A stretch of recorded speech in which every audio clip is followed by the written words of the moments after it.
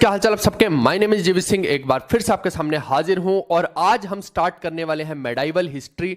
अगर कोई भी बच्चा चाहता है कि वो हमसे पढ़े और वो चाहता है कि अपडेटेड यानी कि मोस्ट अपडेटेड कंटेंट उसे मिल जाए, क्योंकि आप देखिए कि इस बार के पेपरों का हाल ऐसा है कि बहुत ज्यादा डेप्थ में चीजें पूछी जा रही हैं, तो वो इन सेशंस को देख सकता है। ये हम टारगेटेड सेशंस कर रहे हैं जिससे कि हम सीधा बुलजाई करने वाले हैं, चेक एंड मेट करने वाले हैं, यानी कि यहां से आपके वो तमाम सवाल सोल्व हो जाएंगे। और चैलेंज हमारा ये है कि कोई भी किताब सोल्व कीजिए, किसी भी टीचर के क्वेश्चन सोल्व कीजिए, कोई भी पीवाईक्यू सोल्व कीजिए, चाहे आप पिनाकल किरण जो आप लगाना चाहें वो लगाइए, आप सारे तमाम सवालों को सोल्व कर पाएंगे। और यहां पे जो भी चीज हम पढ़ेंगे बहुत ज्यादा एंटरटेनिंग तरीके से पढ़ेंगे ताकि क्लास के अंदर मैक्सिमम चीजें आपको याद हो जाएं। ठीक है दोस्तों, तो मजा भरपूर रहेगा, सीखने को भरपूर रहेगा। और जितने भी लोग अटेंड करना चाहते हैं आप सब दोस्तों को बता दीजिए, क्योंकि ये जो सेशंस है बहुत पावरफुल सेशंस और टारगेटेड सेशंस हैं। इस तरीके का कंटेंट अभी आप 10-15 मिनट के अंदर जब जान लेंगे ना, तो आप खुद पाएंगे कि पूरे यूट्यूब पे भी कहीं नहीं है, किसी के पेड कोर्स में भी आपको देखने को नहीं मिलेगा। तो आइए हम शुरू करते हैं आज के अपने इस सेशन को। मेडाइवल हिस्ट्री का पहला सेशन है और यहां पे आप देखिए कि मेडाइवल को जो मैं कवर करवाने वाला हूं, 3 भागों में कवर करवाने वाला हूं। एक तो ईरान अफगान इन्वेजन की हम बात करेंगे, दूसरा दिल्ली सल्तनत की, और तीसरा मुगल एम्पायर की बात करेंगे। तो इस तरीके से चलेंगे हम। और आप देखिए कि इन तीनों ही सेक्शन से भरपूर क्वेश्चन आते हैं, कोई भी सेक्शन को तीनों में से छोड़ नहीं सकते हैं। इसके अलावा लेटर मुगल्स वगैरह या और भी छोटे छोटे सेक्शन रहते हैं, लेकिन उनमें से क्वेश्चन ज्यादा नहीं आते हैं, तो आप चाहें तो उनको स्किप कर सकते हैं, क्योंकि मेजोरिटी ऑफ क्वेश्चन यहीं से देखने को मिलते हैं, तो इनको छोड़ा नहीं जा सकता। इनके बारे में एक एक चीज आपको पता होनी चाहिए। और मेंस के अंदर तो देखिए हाल ऐसा हो गया कि अगर आपको डेप्थ में पता है चीजें तो ही आप वो क्वेश्चन कर पाएंगे, क्योंकि अगर स्टेटमेंट वाला क्वेश्चन आ गया या मैच द फॉलोइंग आ गया तो आप नहीं कर पाते हैं। इसलिए ये सेशंस आपके लिए जरूरी हैं। ये कारण है एक कि इतना ज्यादा अपडेट कोई नहीं कर पाएगा, तो इसलिए मैं आपको बता रहा हूं कि ये सारा का सारा काम मैं टीचर हूं, मैंने कर लिया है ना, इतनी मेहनत लगा के सब किया है। और लेटेस्ट सवाल भी सारे के सारे कवर कर रहे हैं। पिछले 7 साल के पीवाईक्यू भी कवर करेंगे, 7 साल के पीवाईक्यू, है ना। तो इससे ज्यादा आपको क्या चाहिए, यही होता है और इसी से आपका पूरा का पूरा सॉल्यूशन हो जाएगा। तो और दूसरी बात, बहुत सारे लोग ये जानना चाहेंगे कि पीडीएफ कहां पे मिलेगी, तो मैं बता दूं ये जो फ्री कोर्स का सेक्शन है यहां पे जाइएगा, उसके आगे एसएससी सीजीएल लिखा होगा, वहां पे जाने के बाद आप हनुमान सीरीज पे क्लिक करना, हनुमान जी का नाम लेके हनुमान सीरीज को क्लिक करना, वहां पे आपको जो है सारी की सारी पीडीएफ्स मिल जाएंगी। और हमने जो है ऑलरेडी जो आपको फॉलो करना है ना, अगर आप एंशिएंट भी पूरी पढ़ना चाहते हैं तो एंशिएंट के लिए ये हमारा लेक्चर 1 है, बहुत लेटेस्ट में। ये जहां भी आपको एसएससी जीके 2025 के सेशंस दिख रहे हैं, इसका मतलब है कि ये लेटेस्ट में सारे का सारा कंटेंट बनाया गया है, इनको आपको फॉलो करना है। और सिर्फ आपको एसएससी के लिए फॉलो नहीं करना है, इसको आप रेलवे के लिए भी कर सकते हैं, है ना। और रेलवे के जितने भी एग्जाम है सारे इसमें हो जाएंगे, मैंने सब देख लिया है, इससे ज्यादा बाहर कुछ भी नहीं आ रहा है। इवन हम कोशिश करेंगे कि स्टेट का जो पीएससी लेवल है ना उसको टच करने की कोशिश करेंगे। यहाँ पे बहुत ज्यादा आपको रीजनिंग वाली चीजें भी समझाऊंगा, ताकि क्लास में कुछ भी ऐसा ना रहे कि आपको छूट रहा है। ठीक है, तो इसलिए ये अपने आप में एक यूनिक चीज होने वाली है और आपको खुद समझ में आ जाएगा जब आप इस पूरे के पूरे कंटेंट को देखेंगे। तो आइए शुरू करते हैं हम मेडाइवल हिस्ट्री को। इसके अलावा अगर आप चाहते हैं कि ये सारी की सारी पीडीएफ तो आप सिर्फ देख पाएंगे, है ना। आपको अगर नोट्स बनाने, तो इतने ज्यादा हमारा कंटेंट है, इतने नोट्स आप नहीं बना पाओगे। उसके लिए आप लोगों को मैं बता दूं कि आप ये वाली किताबें ले सकते हैं ना, और ये किताबें जो है सिर्फ अभी ही अवेलेबल है, मैं ऑलरेडी बता चुका हूं आप लोगों को। तो इनके अंदर मैंने ब्यूटीफुली कलरफुल तरीके से सारे के सारे नोट्स ये देखिए इस तरीके के आपके बना दिए हैं। आपको कुछ करने की जरूरत नहीं, हैशटैग इंपॉर्टेंट भी लगा दिया है। ये जो है इंग्लिश और हिंदी में अवेलेबल है, इनको लेना है तो ये बुक्स के सेक्शन में जाइएगा। और इनका डायरेक्टली प्राइस जो है हमने ऑलरेडी कम कर रखा है, बहुत यूनिक कलरफुल बुक्स हैं तो इसलिए महंगी भी है थोड़ी सी, तो अभी प्राइस कम है तो आप जाके ले सकते हैं। दूसरा ये है कि ये हमारा बैच है, अगर कोई बच्चा पेड बैच लेना चाहता है तो ये जो जीके का रामबाण 2.0 है यही वाला बैच आप लेंगे, है ना। और इसमें जो है आप 2 कोड हैं हमारे, new NEW new year YEAR, या फिर रिपब्लिक REPUBLIC, है ना, रिपब्लिक लगाएंगे तो इससे क्या है आपको अच्छा खासा ऑफ मिल जाएगा अगर कोई चाहता है तो। ठीक है, आइए अब हम अपने कंटेंट की शुरुआत करते हैं। आप देखिए कि जो मैं पढ़ा रहा हूं, मैं ईरान और अफगान के बारे में ज्यादा बताऊंगा। और अगर हम मैप में भी देखेंगे तो मैं आपको मोटा मोटा अगर मैप के अंदर बताना भी चाहूं तो जैसे आप देख रहे हैं यहाँ पे, है ना, तो इस तरफ देखिए कि पहले तो अफगानिस्तान टचिंग में रहेगा। जैसे अगर आपको आज की डेट के हिसाब से देखोगे तो पहले तो भारत और पाकिस्तान एक ही था, लेकिन आज की डेट के हिसाब से देखते हैं तो पहले पाकिस्तान आ जाएगा, आगे अफगानिस्तान आ जाएगा, उसके आगे जो है वो ईरान वाला वाला एरिया जो है आ जाता है। ठीक है दोस्तों, तो ये आपको पहले तो क्लियर होना चाहिए कि आप जो है पूरे का पूरा माइंड में मैप एक क्लियर करके चलिए। और अब ये क्या बोल रहे हैं, बिल्कुल, अभी आप क्लास में रहिए और जितने भी लोग यहाँ पे अपनी अपनी क्वेरीज पूछ रहे हैं, अभय और बाकी के लोग भी जो है बुक्स की रिगार्डिंग क्वेरी है, मैं वीडियो के अंत में आपसे बात कर लूंगा। अभी मत कीजिए, अभी मेरे को जो है जरूरी क्वेश्चंस बच्चों को मिलते नहीं है फिर, और फिर दिक्कत हो जाती है। तो अभी के लिए मैं आप लोग को बहुत प्यार से बोल रहा हूं कि आज तो मजा बहुत आने वाला है, घना मजा आने वाला है आज। आज आपके रोंगटे भी खड़े होंगे, आपका खून भी उबाले खाएगा और मजा भी घना आएगा। इसलिए जो है आलतू फालतू के कमेंट बंद करके अभी पढ़ाई पे ध्यान दीजिए, नहीं तो अननेसेसरी करेगा, नहीं हटेंगे। एक सेकंड दीजिए बस मेरे को फिर, ठीक है। इनको समझ नहीं आता है तो उसके बाद मैं फिर क्या बीच में मैं किसी को इंटरप्ट करूंगा या मुझे करेगा ना, तो फिर दिमाग की दही हो जाती है। एक सेकंड दे दीजिए बस, और यहाँ पे लो जी, हो गया। अब बैठे रहेंगे आराम से। चलो, स्पैमिंग करता है ना जब कोई, तो बड़ी दिक्कत हो जाती है, बच्चों के मेन कमेंट्स भी नहीं समझ में आते हैं। अब आप देखिए कि जब मैं ईरान अफगान की पूरी कहानी तो आपको बताऊंगा ही, लेकिन आप देखिए कि अगर कोई पहला इन्वेडर भारत के अंदर पूछ ले आपसे, तो आप देखो कि सिकंदर जो है पोरस के साथ उसका युद्ध हुआ है, तो और वो लगभग भारत की बाउंड्रीज को टच कर ही गया था, अगर आज की डेट में भी आप देखेंगे। और बाद में जो है पोरस को वो हरा देता है, लेकिन आगे नहीं बढ़ पाता है धनानंद की वजह से। तो अगर पहला इन्वेडर की बात करें जो बाहर से आ रहा है कोई इन्वेडर, तो वो हम सिकंदर को मानते हैं यूजुअली, है ना, अलेक्जेंडर या सिकंदर जिसको आप बोलते हैं। इसके अलावा अगर पहला मुस्लिम इन्वेडर की बात करें, अब देखिए कि जो अरब कंट्री है और उधर पर्शिया है, वहां सारा का सारा अभी देखते हैं तो मुस्लिम राज जो है लगभग स्थापित हो चुका है ना। अब वहां पे जो है पहला वहां के मुस्लिम इधर भी उठ के आएंगे, तो वो जो है क्योंकि कोई ना कोई रीजन रहेगा, एक्सपेंशन का रीजन रहेगा, बहुत सारे कारण रहेंगे, है ना। हिंद कुश की पहाड़ियों को चीरते हुए वो इधर आते हैं। और ये जो जितने भी इन्वेडर हैं, इनमें अगर सबसे पहला इन्वेडर कोई पूछ लिया जाए कि भारत के अंदर जिसने अपने कदम रखे थे, तो वो है आपका मोहम्मद बिन कासिम। लगभग टाइम जो है 712 एडी का है। इनकी पूरी कहानी बताऊंगा, अभी तो आपको सिर्फ समझना है, ठीक है। अब आप देखिए कि उस टाइम पे खलीफा कौन था ईरान का। जो खलीफा है, कैलिफेट जिसको बोल देते हैं, जो ईरान है, ईरान के अंदर खलीफा का राज पूरा का पूरा चल रहा है यहाँ पे, है ना। तो खलीफा इज समथिंग की सेंट्रल पावर, सेंटर में बैठा एक व्यक्ति। जैसे आज मैं अगर आपको समझाना चाहूं तो हमारे पीएम है, वो पीएम सेंटर में बैठे हैं, वो सबसे ज्यादा पावरफुल हो गए। उसके बाद जो है स्टेट के बहुत सारे सीएम उनके साथ जुड़े हुए हैं। तो जितने भी स्टेट के सीएम हो गए, ये उस टाइम के हिसाब से आप उनको गवर्नर समझ लीजिए कि इस स्टेट का गवर्नर इसको बना दिया, इसको, लेकिन बीच में एक सेंटर वाली पावर रहेगी। तो ऐसी कैलिफेट का जो रूल था, उसने पूरे के पूरे ईरान और बीच के जितना भी एरिया वहां पे कब्जा कर रखा था। अरब इज डिफरेंट फ्रॉम ईरान, है ना। अरब अलग है, अरब इज समथिंग की नीचे वाला, वो दुबई वगैरह वाला एरिया देखेंगे वो अरब है, लेकिन ईरान थोड़ा सा अलग पड़ता है। तो कुल मिला के आप देखिए कि ईरान के अंदर भी जो है बीच में कैलिफा बैठा है, कैलिफेट का रूल है, और बाकी जितने भी हैं वो उसके गवर्नर हैं। ये क्लियर हो गया आपको। अब ये जो कैलिफेट है, ये कैलिफेट का जो नाम कई बार पेपर में पूछ लिया जाता है, तो इसमें जो है वो है अल वालिद। अल वालिद जो है वो खलीफा है यहाँ के ऊपर अंदर, ये आपको समझना है। और यहां पे देखो कि इसी का ही एक गवर्नर है अल हजाज, ठीक है। अल हजाज, ये शब्द भी इंपॉर्टेंट है अल हजाज वाले। उसका कारण ये है कि अल हजाज ही जो है वो मोहम्मद बिन कासिम को जो है ना यहाँ पे भारत के अंदर भेजेगा। और वो क्यों भेजेगा, वो पूरा सिनेरियो अभी मैं समझाऊंगा। बट आपको ये दो लोगों का ध्यान रखना है नाम, कि खलीफा कोई पूछ ले या कैलिफेट पूछ ले ईरान में, तो वो जो था वो था आपका अल वालिद। और ये ईरान वगैरह वाला जितना भी इधर एरिया, अरब का मान लीजिए, ईरान का मान लीजिए, सारा मुस्लिम लोग यहाँ पे बैठे हुए हैं इस वक्त। आपको ये समझना है, मैं इसलिए बता रहा हूं क्योंकि अब वहां के जो मुस्लिम रूलर्स हैं वो उठ के यहाँ आएंगे। और पहले आप देखिए भारत के अंदर जो हिंदू रूल चल रहा है अभी, और वो जो है पूरा का पूरा उसके अंदर इंटरप्शन होगा, यानी कि कंप्लीटली सब चीजें बदलने वाली हैं। सारा का सारा भारत की धरती पे जो है ना, जैसे ही मुस्लिम्स के कदम आएंगे तो उनका जो है राजपाट शुरू होगा। मैं किसी धर्म को पर्टिकुलरली वो नहीं कर रहा हूं, खींचतान नहीं कर रहा हूं, मैं आपको बता रहा हूं कि दो अलग सेक्ट है पूरे के पूरे, है ना। यहां हिंदू राज अभी चल रहा है, मुस्लिम राज नहीं है। अब वो जो है मुस्लिम राज के कदम यहां पे पड़ेंगे, और कैसे वो स्प्रेड होगा पूरे भारत में वो हमें देखना है ना। तो कुल मिला के बात ये है कि अल हजाज क्या करता है, अपने एक चमचे को, है ना, चमचे का नाम क्या है, मोहम्मद बिन कासिम, उसको भेजता है यहाँ। अब उसके पीछे का सिनेरियो समझते हैं कि क्या है।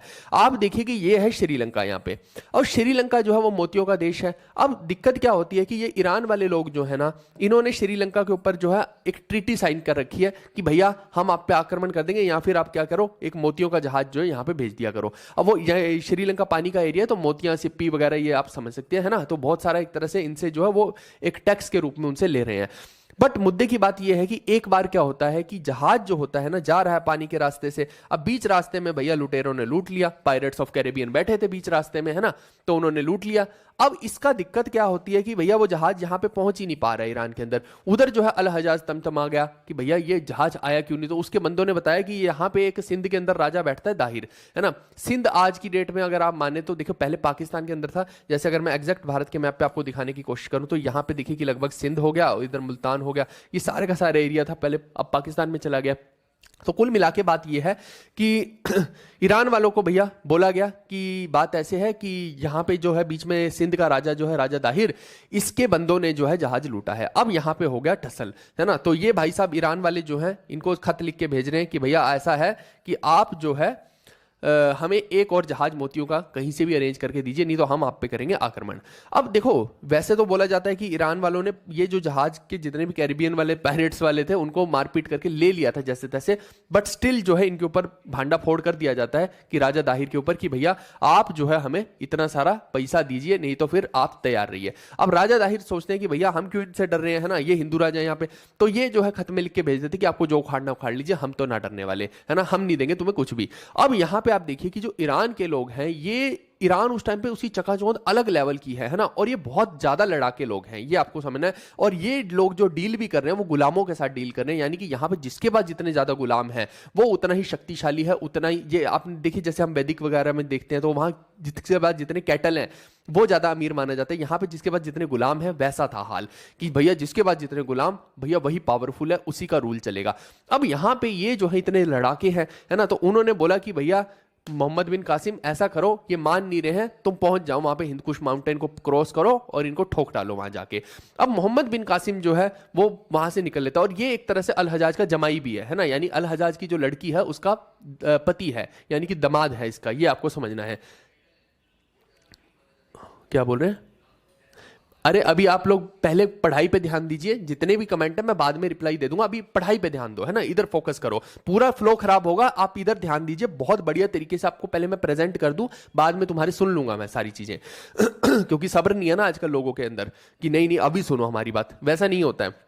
अब आप देखिए कि ये पूरे का पूरा जितना भी सिनेरियो है, यहां से जो है लड़ाई झगड़ा शुरू होता है। अब इनको लगा सिंध वालों को कि भैया पहले पत्राचार होगा, क्योंकि भारत के अंदर ऐसे ही रहता था कि पहले देख लीजिए कि सुलह करते हैं, पत्राचार करते हैं, नई बात बनती है तो फिर जो है डिसाइड हो जाएगा कि अच्छा इस दिन जो है यहाँ मैदान के अंदर तुम्हारे लड़के और हमारे लड़के आएंगे और आपस में भिड़ेंगे, फिर जो जीत गया दो दो हाथ करके, इस तरीके से युद्ध हुआ करते थे, सीधी बात है। लेकिन यहाँ पे जब ईरान वाले लोग यहाँ पे भारत में आक्रमण करने आते हैं तो सिंध पे करते हैं, तो वो इस तरीके से नहीं करते। आपको लग रहा होगा कि शायद पत्राचार करके कर रहे हैं, ऐसा नहीं है।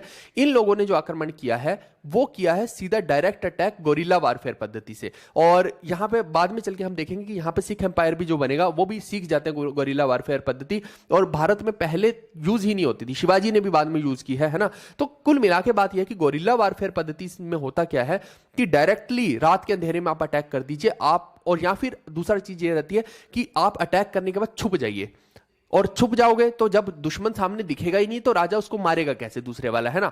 यानी कि आपको गायब होना है बेसिकली, मार के, और कहीं भी आपको छुप जाना है। अब जंगल में है तो आप जंगल में किसी पेड़ पे चढ़ जाओगे, कोई जमीन में घुस जाएगा, क्योंकि आपको उस एरिया का पता है। तो इस तरीके से यहाँ पे अटैक होता है, जितने भी बच्चे बूढ़े औरतें सब यहाँ पे लुढ़का दिए जाते हैं, और राजा दाहिर को भी यहाँ पे हरा दिया जाता है। तो कुल मिला के यहाँ पे अरब वाले लोग जो वो सिंध को अपना जो है पार्ट बना लेते हैं। कुल मिला के हमने देखा कि जो हमारा अनडिवाइडेड इंडिया है वहां का जो सिंध भाग है वो जो है एक तरह से मुस्लिम इन्वेडर या फिर उन लोगों के हाथ में पड़ जाता है, ईरान वालों के हाथ में पड़ जाता है, ये आप इसको समझ सकते हैं, ठीक है।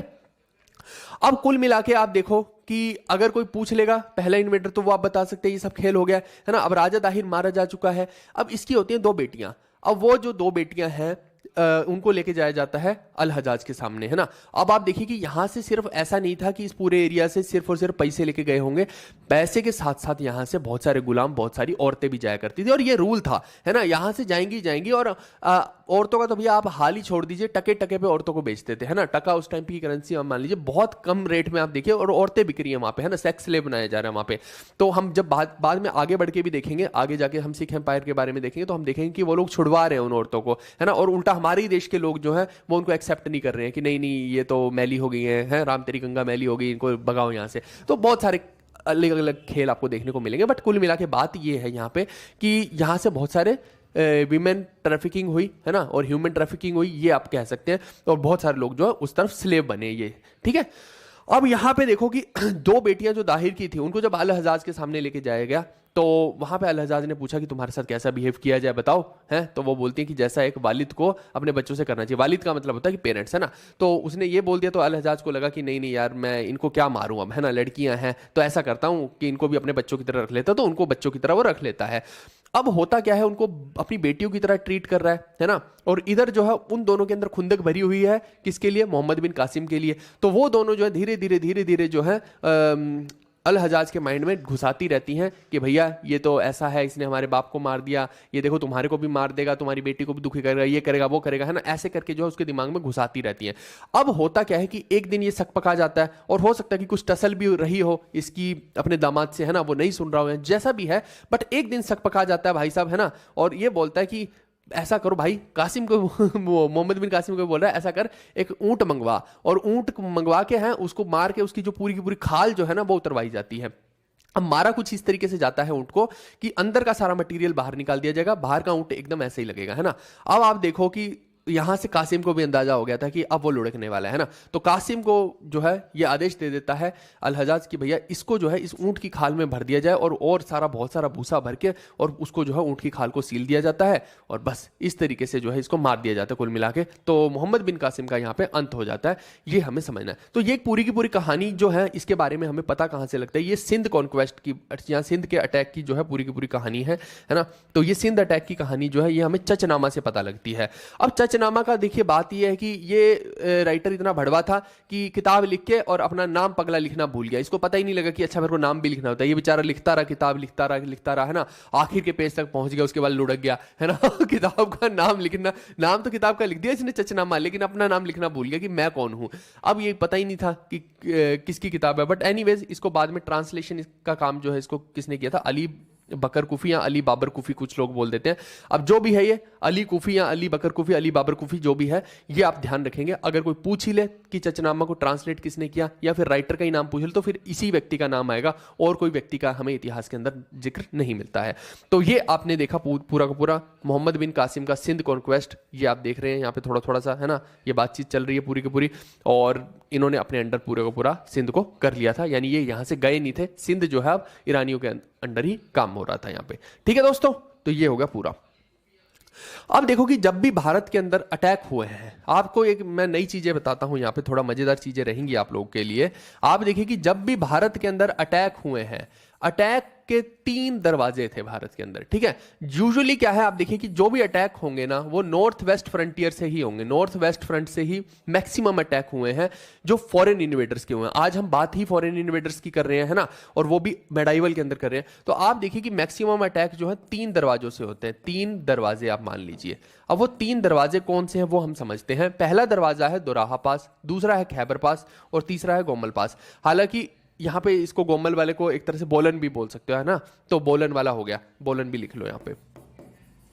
अब बोलन की बात तो हम बाद में करेंगे, अंग्रेजों के टाइम में करेंगे, अभी बोलन का कोई हमें कुछ नहीं है। बट खैबर पास से जो है आप देखिए कि बहुत सारे लोग यहाँ पे इन्वेडर्स आएंगे। जैसे जो घोरी है, घोरी अगर पंजाब पे अटैक करेगा तो वो घोरी जो है खैबर पास से ही करेगा। अगर मैं कहीं पे भी खैबर पास का जिक्र करता हूं तो अब आप समझ जाएंगे ये भारत है पूरे का पूरा, और इस तरफ ये कौन सा एरिया पड़ रहा है, ये अफगानिस्तान का एरिया पड़ रहा है। ठीक है, आज की डेट में अगर आप पाएंगे तो ये अफगानिस्तान का एरिया है, और यहाँ पे ये सारे के सारे पास हमें देखने को मिलते हैं। और अगर मैं बोलन पास की बात करता हूं तो ये आप देखिए कि यहाँ पे जो मैं सिंध की बात कर रहा था ना, इस तरफ कहीं सिंध बैठता है, तो सिंध के अंदर जो है वहां पे बोलन पास है। ठीक है, ये आपको समझ में आ गया कंसेप्ट की ये 3-4 दरवाजे हैं जहां से जो है इन्वेडर्स आएंगे। और इस तरफ पूरे का पूरा आप समझिए कि जो है पूरे का पूरे बैठे कौन है, मुस्लिम राज बैठा है। जितनी भी मुस्लिम की कंट्रीज हैं वो यहाँ पे पूरा का पूरा कैलिफेट रूल उस तरफ चल रहा है, और वो लोग जो है यहाँ से इस तरफ जो भारत की तरफ आक्रमण करेंगे ताकि यहाँ से बहुत सारी संपत्ति ले सके। लेकिन आप देखो, मैं एक और चीज आपको समझाता हूं यहाँ पे। एक्चुअली में क्या होता था कि आप समझो कि जैसे ईरानी है, मान लो कि यहाँ ईरान है और बाकी के जो अरब कंट्रीज हैं। अब होता क्या है कि यहाँ पे मान लो कोई ईरान में बैठा व्यक्ति है ना, वो मान लो कि इधर आना चाहता है, इधर एक्सपेंशन करना चाह रहा है, या इधर वाला व्यक्ति उधर एक्सपेंशन करना चाह रहा है। तो ये जो है ना, इनके पास कोई ऑप्शन नहीं बचता था। इनको था कि बहुत सारी संपत्ति कहीं से मिल जाए, है ना। तो जो हम लुटेरे जिनको बोलते हैं ना, कि जो भारत के अंदर इन्वेट करते थे और बहुत सारी संपत्ति ले जाते थे अपने साथ, तो वो आप समझिए कि वो भारत में आते थे, यहां से बहुत सारी संपत्ति अपने साथ ले जाते थे, और फिर मान लो कि इसको जो है इधर एक्सपेंशन करनी है, तो ये जो है इधर उनके ऊपर अटैक करता था, एक्सपेंशन करता था। ऐसे ही गजनी का भी हम पूरा का पूरा खेल देखेंगे। कुल मिला के बात यह कि इस तरीके से ही सबका रहता था। ऐसी कोई अफगानिस्तान का लड़ाका है, वो इधर आके लूटपाट करके पैसे कमा के जाएगा, और वो पैसे जो है सेना बनाएगा उसकी और उधर अटैक करेगा। यानी कुल मिला के हर गेम यही थी कि आपको अपने एम्पायर को एक्सपेंशन देनी है, चाहे तो आप एम्पायर को इस तरफ एक्सपेंशन दे लो, चाहे उस तरफ। अब क्योंकि इस तरफ पूरा कल्चरल डिफरेंस था बहुत बड़ा, तो ये लोग उस तरफ जो है एक्सपेंशन करने के लिए ज्यादा हकदार थे, है ना। या फिर आप समझिए कि अब मान लो कि तुम अगर आईएएस ऑफिसर बनना चाहते हो, तुम यही चाहोगे कि मैं अपने शहर में आईएएस ऑफिसर बनूं, है ना, वहां पे तुम्हारी इज्जत ज्यादा बढ़ेगी, ऐसा समझ सकते हैं ना। तो ये लोग जो है अपने ही उधर कल्चर के अंदर एक्सपेंशन चाहते थे, तो मैक्सिमम तो हमें उधर ही देखने को मिलता है। लेकिन धीरे धीरे जब समय बदलेगा तो हम पाएंगे कि सिर्फ जो लोग उधर से इधर आ रहे हैं वो लुटेरे का रूप नहीं, वो यहाँ पे राज भी करेंगे। अब देखो यही फर्क होता है। आप देखो कि अभी मैं सिर्फ लुटेरों की बात कर रहा हूं आप लोग के साथ, लेकिन राज करने वाले लोग कौन से आएंगे? अब देखो जैसे दुरानी एम्पायर वाले हो गए, है ना, अब्दाली हो गया, वो यहाँ पे एक तरह से लूटपाट करने आया। हालांकि वो समझता रहा, भारत के बहुत सारे बड़े भाग को वो अपना पार्ट समझता रहा, लेकिन मैक्सिमम अगर देखा जाए तो वो लूटपाट करने आया। तिमूर यहाँ पे लूटपाट करने आया। घोरी यहाँ पे मैक्सिमम आप देखेंगे तो लूटपाट का उसका जो है मसला ज्यादा रहा। गजनी का जो है लूटपाट का मसला ज्यादा रहा। मतलब वो अपना राजपाट की जगह पे यहाँ से लूटपाट करने में ज्यादा बिलीव कर रहे थे, ताकि अपनी एक्सपेंशन उस तरफ कर पाए। यहां से लूटो और उस तरफ एक्सपेंड कर लो। कहानी कुछ इस तरीके से घूम रही है पूरी की पूरी, है ना। लेकिन वहीं पे अगर मैं मुगल्स की बात करता हूं तो मुगल्स जो है यहां पे लूटपाट करने नहीं आए थे। मुगल्स ने यहीं पे रहा, यहीं पे राज किया भारत के अंदर, और यहीं पे अपना पूरे की पूरी एक्सपेंशन की, टेरिटोरियल एक्सपेंशन की, और यहीं पे जो है बहुत सारे मॉन्यूमेंट्स बनवाए। भारत का ही एक अलग अनोखा जो है उन्होंने इतिहास रचा था, और उसका फायदा भी एक मिला। लेकिन आप देखिए कि जब हम देख रहे हैं यहाँ पे कि ऑलरेडी आप देखो, वैसे तो यहाँ पे आप सोच रहे होंगे कि जो अल हजाज है उसने जो है आगे क्यों नहीं एक्सपेंशन की, है ना। ये भी दिमाग में आ सकता है। ये भी मैं कंसेप्ट आपको क्लियर कर देता हूं थोड़ा सा, कि अल हजाज जो है जब वो भारत के अंदर सिंध पे अटैक कर ही चुका है, तो वो आगे भी तो भारत पे अटैक कर सकता था, तो वो आगे क्यों नहीं किया उसने? उसका कारण भी मैं बताता हूं। यहां पे एक्चुअली में उस टाइम पे प्रतिहारा रूलर्स थे। प्रतिहारा रूलर ऑलरेडी मैं आपको पढ़ा चुका हूं, है ना, मेडाइवल के अंदर। मेडाइवल कह रहा हूं, एंशिएंट के अंदर ही मैंने कवर कर दिया था वो। तो वो प्रतिहारा रूलर जो है वो बहुत स्ट्रॉन्ग रूलर है ना। गुर्जर प्रतिहारा के बारे में तो हम जानते हैं। तो वो लोगों ने बहुत ज्यादा, उनको पता था कि भैया इधर अगर घुसेंगे तो ये यहां से बहुत मारपीट करेंगे हमारे साथ, तो इसलिए जो है उन्होंने घुसना यहां पे लाजमी नहीं समझा। आप ये समझिए, है ना, यानी उनको रोकने के लिए बहुत स्ट्रॉन्ग पावर यहां पे बैठी थी। लेकिन धीरे धीरे जब क्या है कि यहां पे नाश हो रहा पूरे का पूरा डायनेस्टीज का, तो वो छोटी छोटी डायनेस्टीज में बढ़ता गया, है ना, क्योंकि सेंट्रल पावर इंडिया की वीक हो रही है। अब जब सेंट्रल पावर वीक होगी तो बाहर का लोग जो है उसका फायदा उठाएंगे, है ना। तो यहां पे कोई अपना राजपाट बना के बैठा, कोई उधर कोई उधर कोई उधर, ऐसा करके राजपाट बना के बैठे। सेंट्रल पावर ही नहीं है, स्ट्रॉन्ग ही नहीं है ना। तो फिर जो है बाद में लोग जो उसका फायदा उठाएंगे। तो ये जो गजनी की बात मैं बता रहा हूं, अब गजनी को ही पढ़ेंगे, तो गजनी जो है इसी बात का फायदा उठाएगा, और यहां पे स्ट्रॉन्ग कोई रूलर है नहीं है, और वो आके यहां पे लूटपाट करता रहेगा। तो ये आपको मैंने एक कंसेप्ट और बता दिया है। चलिए आगे बढ़ते हैं। अब जो लोग हिंदी वाले हैं वो यहाँ पे हिंदी का देख लीजिए, मैंने हिंदी का भी डाल दिया है। तो जितनी भी चीज़ें हैं मैंने हिंदी में मेंशन कर दी हैं, ताकि आप हिंदी में इसको पढ़ लें। ठीक है भाई, ये चचनामा वगैरह का भी बता दिया है। चलो, अब जो मैं बताने वाला हूं आप लोगों को, मैं बात करने वाला हूं गजनी की। ठीक है, अब गजनी जो है, गजनी का एम्पायर इस तरफ है, आप समझना। ये वाला जो पूरा एरिया है ये गजनी का एम्पायर है। ठीक है, यहाँ पे कौन था एक्चुअली में, इसके जो पापा हैं वो कौन है? सुबुक्तगीन। ठीक है, सुबुक्तगीन। अब ये जो सुबुक्तगीन है यहाँ पे, ये राजा है यहाँ का, गजनी का, और इसी का बेटा है ये जो महमूद। इसका बेटे का असली नाम है महमूद एक्चुअली में, क्योंकि गजनी में रह रहा है तो गजनी जगह है, गजनविद एम्पायर इसको बोला जाता है। तो गजनी जगह है, तो उसका क्योंकि वहां पे रह रहा है तो इसलिए इसको बोल दिया जाता है कि भैया ये क्या है, महमूद ऑफ गजनी। तो गजनी इसलिए इसको बोला गया है, ऐसा नहीं कि इसका नाम गजनी था, वो जगह का नाम गजनी है। ऐसे ही आप देखेंगे कि जो गौरी था तो उसका असली नाम मोहम्मद बिन सांग था, लेकिन ये पूरा का पूरा घुरीद एम्पायर था इस तरफ, तो इस वजह से उसको जो घोरी बोल दिया जाता था। असली में उसका नाम घोरी नहीं था, ये आपको ध्यान रखना है। लाजवाब है ना सब कुछ, धन्यवाद। जितने भी लोग परेशान हो भाई, हो जाएगा तुम्हारा सोल्यूशन। आखिर में बता दूंगा सारा सोल्यूशन, अभी पढ़ लो, पढ़ाई पे ध्यान दे लो। अल हबीबी चल रहा है यहाँ पे, है ना, हबीबी हबीबी कर रहे हैं ना हम, टेंशन मत लो। तो सुबुक्तगीन जो है वो इसको समझाता रहता था कि भाई ऐसे मत करो, वैसा मत करो, है ना, तुम थोड़ा सा समझदार बन जाओ। ये भाई दो पैक लगा के टुन है, कभी इधर कभी उधर, आँख नहीं खुल रही आज मेरी, है चलो आज इस पे हमला कर देते हैं, चलो आज उस पे कर देते हैं, है ना। तो इस तरीके से ये भाई बिहेव कर रहा था थोड़ा सा। तो इसके पापा समझाते रहते हैं, तो एक दिन क्या होता है कि इसको गुस्सा आ जाता है, बुढ़ऊ घना समझावेगा तू, मैंने चक्कू निकाल के ये यूं मार दिया है ना, ले अब समझा, अब बता तू।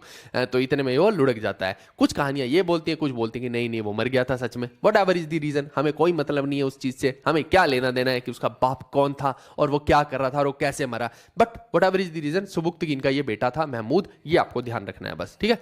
तो इसका जो बेटा कौन हो गया, महमूद। महमूद, अब ये जो महमूद साहब हैं, जब ये गद्दी पे बैठ रहे हैं तो महमूद साहब क्या कोशिश करेंगे कि भैया इनका एम्पायर बड़ा हो। अब ये अपने मिनिस्टर से सलाह मशविरा करते हैं कि भैया मैं क्या करूं, है ना।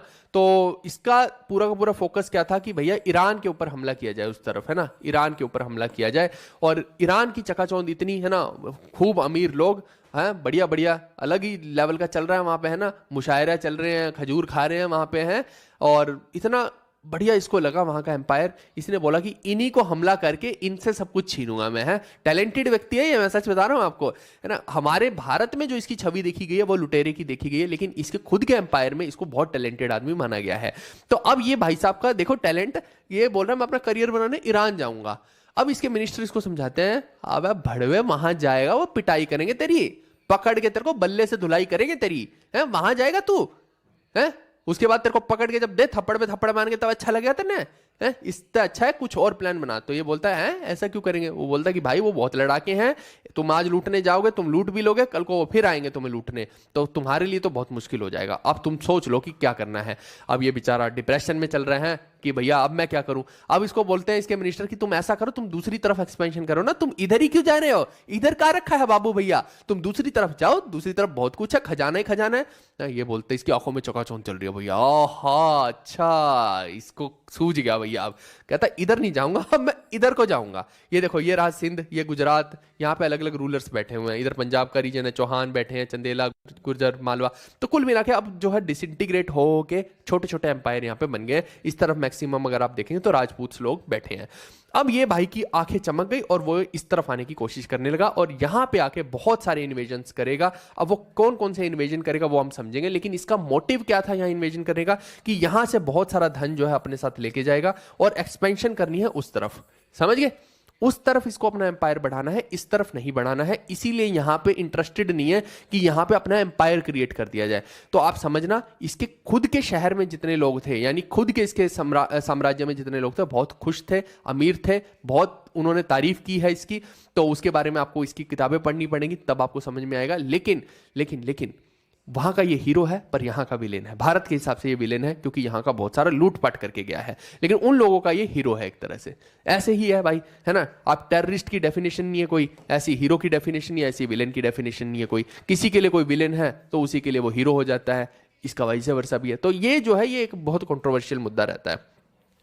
अब देखो कि गजनी जो है इसने जो है अपना पूरा एम्पायर किस तरीके का बना लिया था फाइनली, शुरुआत से लेकर अंत तक। जो इसका पीक है, इसका पीक मैं लिख देता हूं यहां पे, है ना, कि जो इसके एम्पायर का पीक है वो क्या है, वो आपको मैं दिखा रहा हूं कि इस तरीके का इसका पीक है एम्पायर का। ये देख रहे हो आप कि ये पूरा जो है इसने गजनबी एम्पायर बना दिया। ये देखो ये इतना बड़ा एम्पायर, अगर आप ध्यान से देखें तो यहाँ पे भारत के अंदर से ये देखो लाहौर का बहुत बड़ा एरिया जो है ये अपने अंदर मिला के जा चुका है, यानी कि इतना बड़ा एरिया उस तरफ है। और दूसरा आपको मैं रेड्स की भी बात बता देता हूँ। आप देखिए कि जो मेजर मेजर इसकी रेड्स हुई हैं वो यहाँ से आप देखिए कि मथुरा में, कन्नौज में और सोमनाथ में, ये आप देखिए मैक्सिमम इसकी मेजर रेड्स हैं। और पंजाब को तो ये अपने साथ मिलाए ही हुए है, आप देख लीजिए पंजाब को, काबुल को, है ना, कुल मिला के। यानी कि यहां पे करने के बाद उस तरफ भी, इधर देखिए बुखारा, आलू बुखारा नहीं है बल्ख बुखारा, बल्ख बुखारा बहुत फेमस जगह थी और उसके ऊपर गाने भी कई बन चुके हैं, है ना, तो छोड़िए अब उसमें नहीं घुसते हैं। बट ये इसकी इंपॉर्टेंट ट्रेड्स है और यहां से धन कमा के इस तरफ जो है इसने एक्सपेंशन किया। असली में तो ये इतना सही था, लेकिन बाद में एक्सपेंड करते करते करते करते इसने बहुत बड़ा एम्पायर खड़ा कर दिया। तो ऑब्वियस सी बात है कि उन लोगों के लिए हीरो ही बनेगा, है ना। अगर आज आप चंद्रगुप्त की बात करते हैं, उसने इतना बड़ा साम्राज्य घोषित कर दिया, बना दिया, है ना, सेल्यूकस को हरा दिया, तो सेल्यूकस की टीम जो है वो वो चंद्रगुप्त को हीरो थोड़ी मानेगी, समझ रहे हो? तो वैसा ही है कुछ कि भारत के लोग इसको विलन मान रहे हैं, लेकिन वो ये जो गजनबी के लोग हैं वो इसको बहुत शानदार व्यक्ति मान रहे हैं। बस इस गलती से एक हुई कि खुद तो टैलेंटेड था लेकिन ये अपने सक्सेसर टैलेंटेड नहीं बना पाया, यानी उनको अपलिफ्ट नहीं कर पाया। अगर ये अपने सक्सेसर्स को भी अपलिफ्ट कर देता तो डेफिनेटली यहां पे गजनबी एम्पायर बहुत लंबे समय तक चलता, लेकिन इसके मरने के बाद गजनबी एम्पायर एकदम से टूट गया था और फिर जो है वहां पे घुरीद आएंगे। तो जैसे हम बोलते हैं ना भारत में कि अच्छा गुर्जर प्रतिहारा आ गए, फिर राष्ट्रकूट आ गए, ऐसे ऐसे हम बोलते हैं, वैसे ही आप देखिए कि यहाँ पे जो है अब कब्जा बाद में कौन कर लेंगे, घुरीद कर लेंगे। और ये घुरीद वही है मोहम्मद गौरी वाले। तो कहानी समझ में आ रही है? ये मजे ले लो तुम। हाँ, तुम लुत्फ उठा रहे हैं यहाँ पे, बच्चे फुल ऑन एंजॉय करने हैं। ठीक है भाई, तुम्हारा एंजॉय करना बनता है, तुम्हें समझ में आना चाहिए तभी मजा आएगा, नहीं तो फिर मजे की बात ही नहीं है उसके अंदर। ठीक है भाई, तो ये भारत है, ये गजनबी एम्पायर है, ये आप ध्यान रखना। आगे अब देखो महमूद ऑफ गजनी जो है इसका जो रेंज चलता है, इसका पूरा का पूरा पीरियड है जो, ये समझते हैं कि कब से कब तक है। मैं कलर चेंज कर लेता हूं पेन का, एक सेकंड रुकिए, तो आपको जो है ज्यादा अच्छे से समझ में आएंगी चीजें। हाँ, अब इसका पीरियड देखिए कि कब से कब तक है। 998 से 1030 के अराउंड जो है इसका पीरियड है। और अगर मैं भारत के अंदर इसके इन्वेजन्स की बात करता हूं तो सबसे पहला इन्वेजन जो है वो 1001 में करेगा और आखिरी में जो है 1027 एडी के अराउंड करेगा। यहाँ पे बहुत इंटरेस्ट क्रिएट होगा, मजा आने वाला है यहाँ पे, है ना। इसकी बहुत अच्छे से कह के लेंगे, अभी देखते जाइए। अब इसने जो है भारत के ऊपर किए 17 अटैक। कुछ लोगों को ये लगता है कि नहीं ये जो 17 अटैक है ये घोरी के टाइम के हैं। ये घोरी के टाइम के नहीं है भाई साहब, ये जो है इसी भड़वे के टाइम के हैं। क्या नाम है इसका? गजनी, है ना, महमूद। ठीक है, अब यहां पे देखो कि आया सबसे पहले अटैक किया 1001 के अंदर पंजाब के अंदर अटैक किया। ठीक है, और 1005 के अंदर जो है भटिया अटैक है। ये आपको याद होनी चाहिए सीक्वेंस पूरी की पूरी, ये कुछ भी पूछ लेता है पेपर में, है ना। और जो मैंने बुक है, बुक के अंदर तो मैंने इनके बारे में और भी डिटेलिंग्स दी है बहुत सारी, है ना। और इसके टाइम में एक भारत के अंदर पाला रूलर्स भी हुए हैं, और मैंने आपको ये भी बताया था, आप पुराना सेशन एंशिएंट वाला देखना कि भैया पालास के टाइम में जो है वो कुछ खास कर नहीं पाए थे, है ना। तो वो सब मैंने आपको समझा दिया था और इसने हरा दिया था, वो तो छोड़ के ही भाग गया था, है ना, गद्दी छोड़ के भाग गया था। तो वो सारा मैंने कहानी आपको बताई थी, आप याद कीजिए। अगर नहीं याद है तो मैं कुछ नहीं कर सकता उसके लिए। बट एनीवेज इसीलिए बोलता हूं कि एक ही टीचर से पढ़ेंगे तो उसको पता होता है कि कौन सी चीज को कहां पे कैसे कनेक्ट करना है ना। तो मैं तो सब कुछ ही करवा रहा हूं, तो वहां पे कनेक्शन आपके मैं बिल्ड करता जाऊंगा, कनेक्ट कर दूंगा सारे के सारे डॉट्स। अब इसमें देखिए कि 1006 में ये मुल्तान पे अटैक कर रहा है। कुल मिला के अगर देखूं तो मैं पंजाब के एरिया पे अभी अटैक चल रहा है। अगर आपको मैं थोड़ा सा दिखाऊं तो वापस लेके चलता हूं, ये देखो, ये पंजाब का जो एरिया है यहां पे अभी अटैक्स चल रहे हैं, आगे नहीं अभी जा रहे हैं, अभी यहां पे अटैक्स चल रहे हैं। ठीक है दोस्तों, अब इसके बाद देखिए कि नेक्स्ट आता है आपका मथुरा पे अटैक 1018 में। अब कहां है मथुरा? ये रहा। तो मथुरा के ऊपर जब अटैक करेगा, है ना, कि यूपी वाले एरिया में जब अटैक कर रहा है, तो आप देखिए 1018 में कर रहा है यहां पे। उसके बाद देखिए कन्नौज और सोमनाथ का भी मैं बताऊंगा, पूरी कहानी बताऊंगा, मजा आएगा आपको सुन के, है ना। तो सोमनाथ पे जो कर रहा है 1025 में कर रहा है, ये इंपॉर्टेंट है। मथुरा का भी इंपॉर्टेंट है। और 1027 के अंदर जो जाट कम्युनिटी के साथ इसके जो है भिड़ंत होती है। ठीक है, अब ये सब मैं बताऊंगा, जाट कम्युनिटी कह लीजिए, खोखर्स कह लीजिए, मैं सारा कहानी इसकी बताता हूं आपको। पहले मैं देख लूं कि आगे और क्या क्या है इसके अंदर। ठीक है, ये मैंने हिंदी में लिख दिए हैं सारे के सारे बैटल्स के बारे में जो मैं बता रहा हूं आप लोगों को, है ना। पहले मैं ये दिखा दूं एक बारी, ये रहा, ये हिंदी में सारे के सारे लिख दिए हैं। अभी मैं कहानी तो आपको सुनाऊंगा। चलो पहले इसको भी बता देता हूं। यहाँ पे ये भारत में हो गया 17 बार का आक्रमण हो गया। हाँ, मैंने एक पाला किंग की जो बात की थी, ये देखो 1001 में जो पंजाब पे जब अटैक करता है, उस साइड में जो है पाला किंग था जयपाल, जो कि इससे हार गया था, है ना। तो ये जयपाल का नाम आप याद रखना, पेपर में पूछा जा सकता है कि कौन था वो पाला किंग, है ना। और हार गया था, उसके बाद भाग गया था वहां से। फिर इसका लड़का बैठा था, उसने कोशिश भी की पूरे एम्पायर को बचाने की, लेकिन नहीं बचा पाया। एनीवेज उसमें नहीं घुसते हैं। और 1005 का हो गया, हाँ ये रहा 1006 मुल्तान के अटैक में देखिए कि Ghazni defeated Anandpal son of Jaipal. ये जो आनंदपाल था ये था जयपाल का बेटा। इसने कोशिश भी की एम्पायर को बचाने की, बहुत कोशिश की, लेकिन नहीं कर पाया। तो ये भी आप ध्यान रखिएगा। ये 2-3 एक्स्ट्रा इंफॉर्मेशन है यहाँ पे जो पेपर के पॉइंट ऑफ व्यू से, कहानी तो अभी मैं पूरी बताऊंगा ही आप लोगों को। और यहाँ पे ये हो गया, ठीक है। और हाँ, कन्नौज पे जब अटैक करता है तो उस टाइम पे वहां का रूलर कौन है? राज्यपाल है एक, ये भी आप ध्यान रखना, ठीक है। राजपाल यादव से याद कर लेना। ये हो गया। इसके अलावा ठीक है, अब मैं आपको पूरी कहानी सुनाता हूं इसकी, आपको मजा आएगा उसके अंदर। देखो, कॉन्टेक्स्ट तो मैं आपको क्लियर कर चुका हूं कि इसने अटैक भारत पे क्यों किए, क्योंकि एक्सपेंशन उस तरफ करनी है, पूरे का पूरा ईरान वाली साइड में करनी है और यहां से धन लूट के वहां पे यूज करना है। ऐसा नहीं कि अपनी किंगडम को फ्लरिश करना है, यहां से धन लेना है, पैसा तो चाहिए और वहां पे एक्सपेंड करना है। अब देखो कि यहां पे जब ये लूटपाट करता रहा पंजाब वगैरह वाले एरिया में, वहां से कुछ ना कुछ लूट के लेके जाता रहा, स्लेव्स को लूट के लेके जाता रहा, है ना। और अपना जो सोल्जर्स हैं वो क्या होते थे, मर्सिनरी। मर्सिनरी वो सोल्जर होता है जो पैसे के लिए लड़ाई करता है ना। तो इसके लिए बहुत सारे सोल्जर्स जो है सिर्फ पैसे के लिए लड़ाई कर रहे थे। अब जब भारत पे अटैक कर रहा है तो यहां पे बहुत सारा इसको, इसके सलाहकार इसको बोलते हैं कि आप ऐसा करो, अभी अपने हाथ ना कोई अच्छा खासा लग नहीं रहा है, हम क्या करते हैं, हम मंदिरों पे अटैक करते हैं। तो पहले इसने किया 1018 में मथुरा के टेंपल पे अटैक। जब इसने मथुरा पे अटैक किया तो इसको भैया बहुत सारा सोना चांदी वहां पे मिला, तो खुश हो गया ये है, इसका तो भैया दिल बाग बाग हो गया कि हाँ अब मैं जो है बहुत तगड़ा काम कर सकता हूं, क्योंकि मंदिरों में भैया धन ही धन है। तो इसको इतनी खुशी हुई कि अगली बार जो है इसने टारगेट, इसको भैया शेर के मुंह को खून लगे हैं और शेर और मांगे ना, ये कैसे हो सकता है। तो इसने सोचा कि नहीं नहीं, अभी तो मैं एक ही लूटा हूं। इसने अपने बंदों को बोला अब ऐसा करो, तुम 2-4 मंदिर और ढूंढो, है ना, एक के बाद एक जाऊंगा मैं हाँ यहाँ पे, और जितना भी इनके पास धन है सब लेके आऊंगा, है ना। तो उसके बाद बारी आ जाती है सोमनाथ की। अब आप देखो कि जब सोमनाथ जाता है अपनी पूरी की पूरी सेना के साथ, तो वहां पे एक बंदे को भेजता है मंदिर के अंदर, है ना, जैसे भी करके भेजता है, जो भी था, whatever is the reason. But आप देखिए कि जब वो बंदा विवरण दे रहा है इसको, तो बता रहा है कि भैया वहां पे जो शिवलिंग है वो हवा में झूल रहे हैं ना। अब वो हवा में झूलते शिवलिंग को देख के हैं, ये भाई साहब गजनी की जो है पैंट गीली हो रही है, इसका निकल रहा है नीचे से, हर अगल बगल वाले पूछ रहे हैं कि बादशाह सलामत, ये आवाज पता नहीं कहां से आ रही है। तो गजनी उसकी तरफ घूर के देखता है, फिर नीचे देखता है, ओह माय गॉड, ये मैंने क्या कर दिया, आज मैं डायपर पहन के नहीं आया था। अब क्या हो सकता है, अब तो हो गया, जो निकलना था निकल गया, है ना। तो अब ऐसे में क्या क्या होता है, लूट लिया क्या खजाना, बिल्कुल बिल्कुल लूट लिया, है ना। अब ऐसे में क्या होता है कि भाई साहब इसके सलाहकार बोलते हैं कि अब क्या किया जाए। तो ये क्या करते हैं, ये इसको वहां का कोई पंडित जो है, ये एक बारी के लिए प्लान ड्रॉप कर देते कि कहीं ऐसा सच में ना हो कि यहाँ कोई ताकत तुकत हो। तो फिर जो है बाद में इसकी खुफिया एजेंट जो है वो एक पंडित से सलाह विमर्श करते हैं वहां के, और वो पंडित बताते हैं कि नहीं नहीं, इसमें तो भैया मैग्नेट है नीचे, है ना, तो आप इधर से खुदाई कीजिए, आपको मिल जाएगा। तो वहां से खुदाई करके देखते हैं एक साइड से, तो वो मैग्नेट होते हैं। तो वहां से जो है जैसे ही वो मैग्नेट हटता है तो वो जो शिवलिंग है वो नीचे गिर जाता है। तो फिर इसको जो है खुशी होती है, अरे अब ठीक है, अब मैं सब कुछ कर सकता हूं, यानी कि ज्यादा वाले परेशानी वाली टेंशन वाली बात नहीं है, लेट्स इन्वेड इट। तो घुस जाते हैं मंदिर के अंदर, है ना, जो जो भी मिल रहा है सोना चांदी सब उठा लेते हैं। ऐसा बोला जाता है, देखिए इतिहासकार बोलते हैं, अब बोला जाता है कहानियां हैं, है ना, कहानियों में कुछ भी लिख दीजिए तो बहुत सारी अलग अलग टाइप की आपको कहानियां मिलेंगी, मजेदार कहानियां, रोचक कहानियां, वही याद रहेंगी, हम वही पढ़ लेते हैं, है ना। अपने को क्या मतलब है कि क्या उसने किया और क्या नहीं किया, अपने को तो याद रहना चाहिए कहानी। तो इसकी कहानी ये है कि भैया वहां से लगभग 500 मन जो है सोना लेके जा रहा है और 1200 मन चांदी लेके जा रहा है। अब आप देखो कि एक मन जो होता था, एक मन के अंदर 40 किलो होते थे उस टाइम पे, है ना, एक मन जो है वो 40 किलो के बराबर है। तो आप समझ सकते हैं कि 500 मन सोना का कितना मतलब हो गया, है ना, 500 से मल्टीप्लाई कर लो, और ऐसे ही जो है 1200 मन चांदी है तो उसको भी 1200 को 40 से मल्टीप्लाई कर लो, तो आपको आइडिया लग जाए कि कितने किलो सोना और कितने किलो चांदी जो है इसने वहां से उठा ली। अब वहां पे देखिए एक काम और करता है कि मैंने बोला ना, ये जो है ये इस चीज में बिलीव करता था कि वहां के कल्चर को नष्ट कर दिया जाए।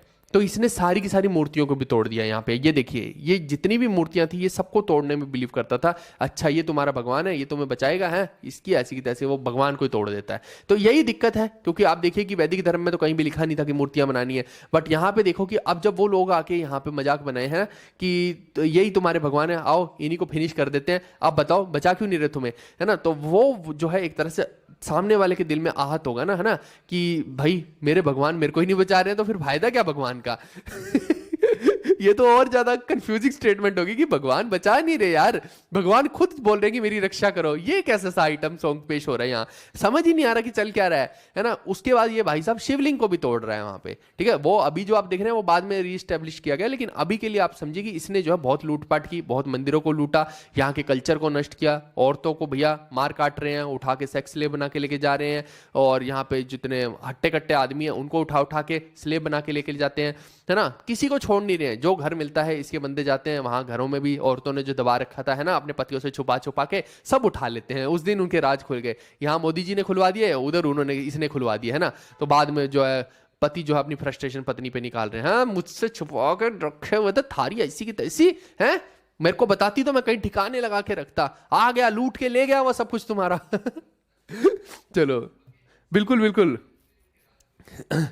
हाँ, ये बोलते क्यों इस्लाम यही सिखाता है। अब मेरे को क्या पता भाई इस्लाम यही सिखाता है कि नहीं सिखाता, जो इस्लाम सिखाता अगले का जो मन था वो किया, है ना। एम्बिशियस बंदा था, जो उसको मन था वो किया अगले ने, है। तुम्हारे अंदर दम था तुम कर लो, जिसके पल्ले दम है वो जाओ।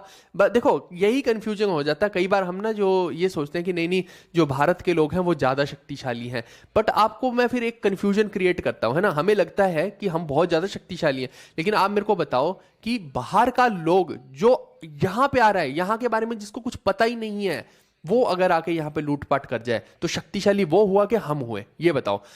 ये हम भारतवासियों की बहुत बड़ी मिस्टेक थी कि हम एक सेंट्रल पावर बना ही नहीं पाए। ये उनकी कमी नहीं थी जो प्लंडर कर रहे हैं, ये हमारे यहाँ के राजाओं की कमी थी, इन दुष्टों की कमी थी। इसीलिए मैंने बोला कि आप इन राजाओं को देखते हैं तो आप इनको कहीं कभी भी ये मत सोचिए कि ये बहुत ताकतवर हैं, कि ये मेरी कम्युनिटी का राजा है, ये बहुत ताकतवर है, इसने तो ये कर दिया वो कर दिया। देखो कसीदे गढ़ने में क्या जाता है, लेकिन क्या किसी ने भी काम किया? देखो एक महाराणा प्रताप साहब ने बहुत बढ़िया काम किया था। उन्होंने बोला कि भैया पूरे के पूरे एक साथ हो जाते हैं, है ना, एक सेंट्रल पावर बना लेते हैं और सब उसी के साथ काम करेंगे। उधर खलीफा क्या कर रहा है? खलीफा का बेशक से वीक हुआ था बाद में, लेकिन सब मान तो खलीफा की रहे थे ना, एक तरह से मेन सेंटर में तो बिठा दिया था। बेशक से वो पपेट बन गया था बाद में, लेकिन था तो खलीफा रूल।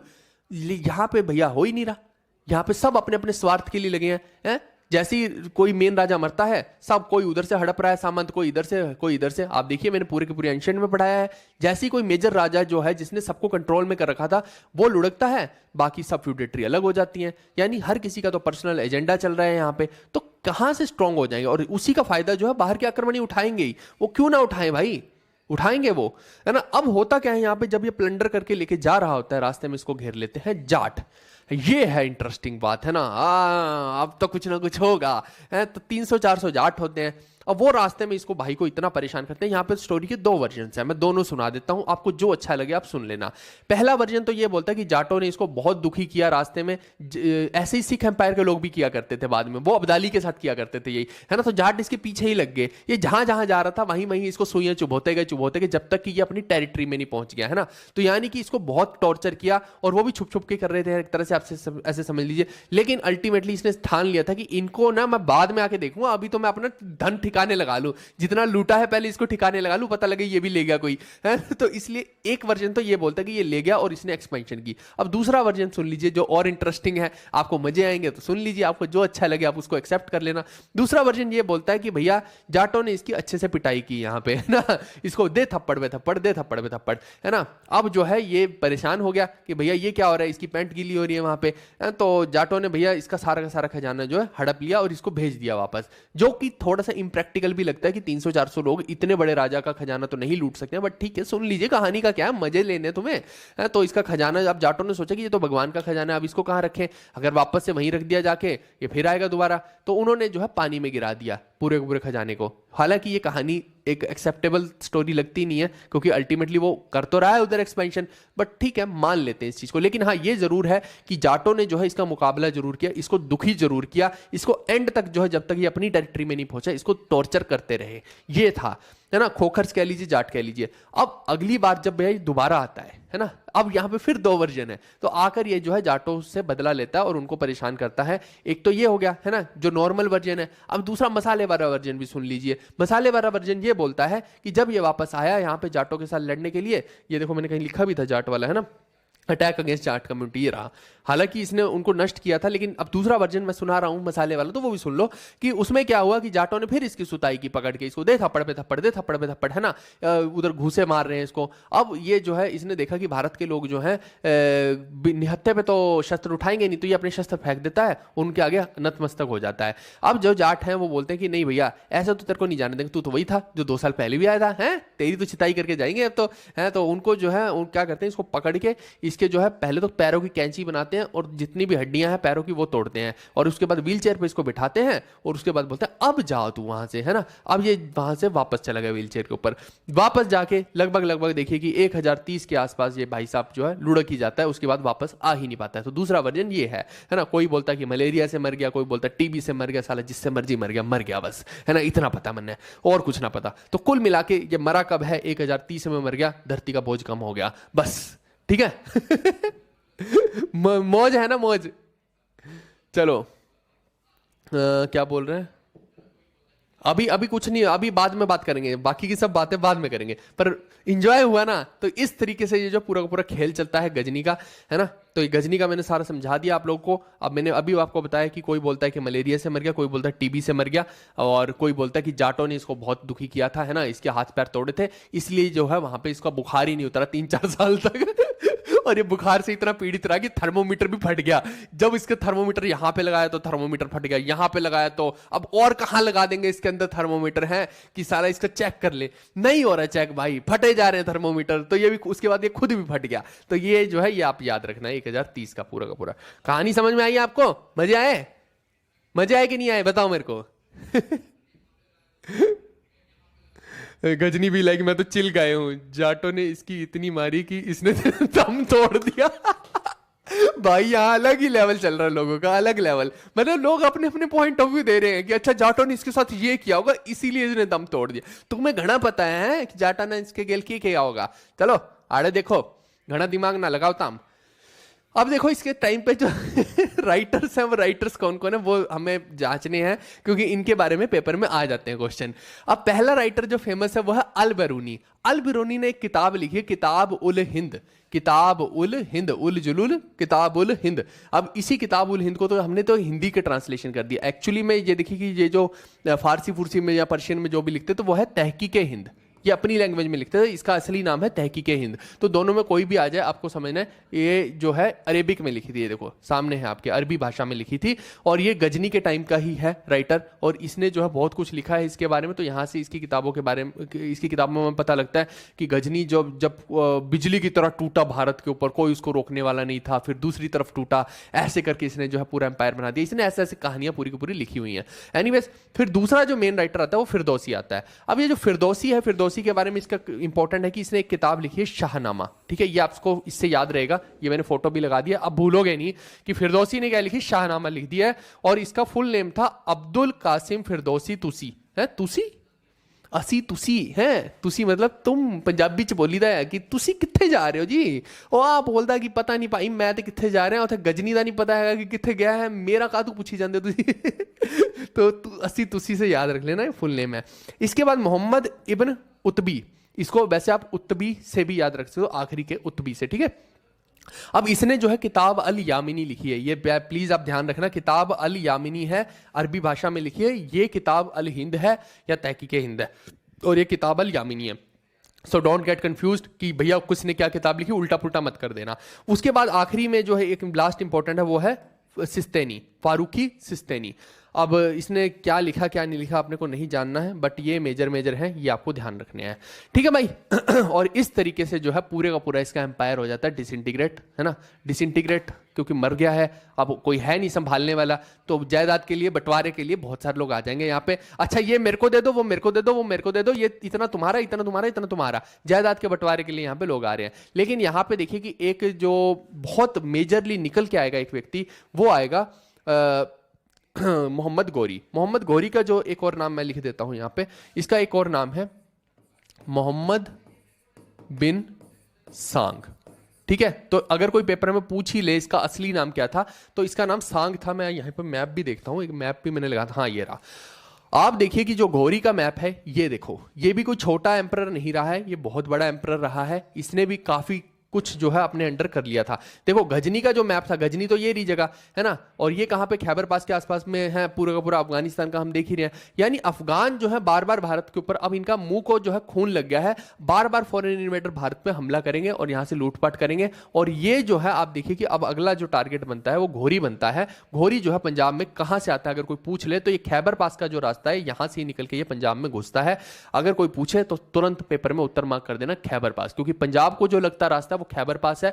महाराजा रंजीत सिंह जब आएंगे तो वो मैं आपको वहां पे भी बताऊंगा खैबर पास के बारे में, है ना। एक पास है खैबर पास, दूसरा है बोलन पास। तो बोलन पास कहीं इस तरफ पड़ता है, आपको समझना है ना। तो जो है सिंध वगैरह वाली साइड में आप कह लीजिए, या मुल्तान वाली साइड में, तो अंग्रेज जो है उनको जो है महाराजा रंजीत सिंह बोलते हैं कि नहीं इधर से नहीं जाने दूंगा, तुम इधर से जाओ। और इधर से इतने सारे अंग्रेज जाते हैं, 15-20 हजार हैं मजे के लिए, और एक ही बंदा लौटता है वापस, सब मारे जाते हैं रास्ते में, क्योंकि ये बहुत खतरनाक रास्ता है इस तरफ। तो वो मैं बाद में जब सिख एम्पायर के बारे में बताऊंगा तो वो कहानी अभी के लिए मैं वहां पे रख लेता हूं, ठीक है दोस्तों।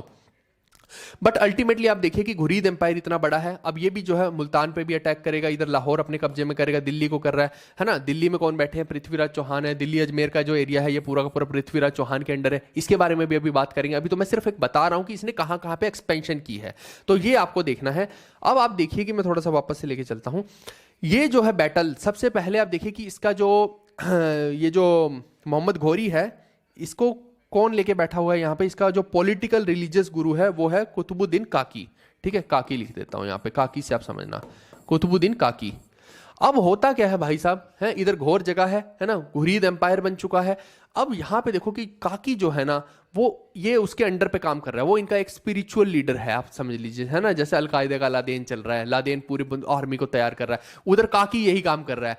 तो काकी साहब ने क्या किया भैया, पूरा का पूरा इसमें सिस्टम तैयार किया और इसने बोला कि भैया ऐसा है, अब से ना इस पूरे के पूरे एम्पायर को तुम संभालोगे, और इसको जो है यहाँ पे गद्दी में बिठा दिया। ये थोड़ा अच्छा लड़ाका था, बढ़िया था स्लेव, तो इसको लगा कि हाँ ये जो है संभाल लेगा।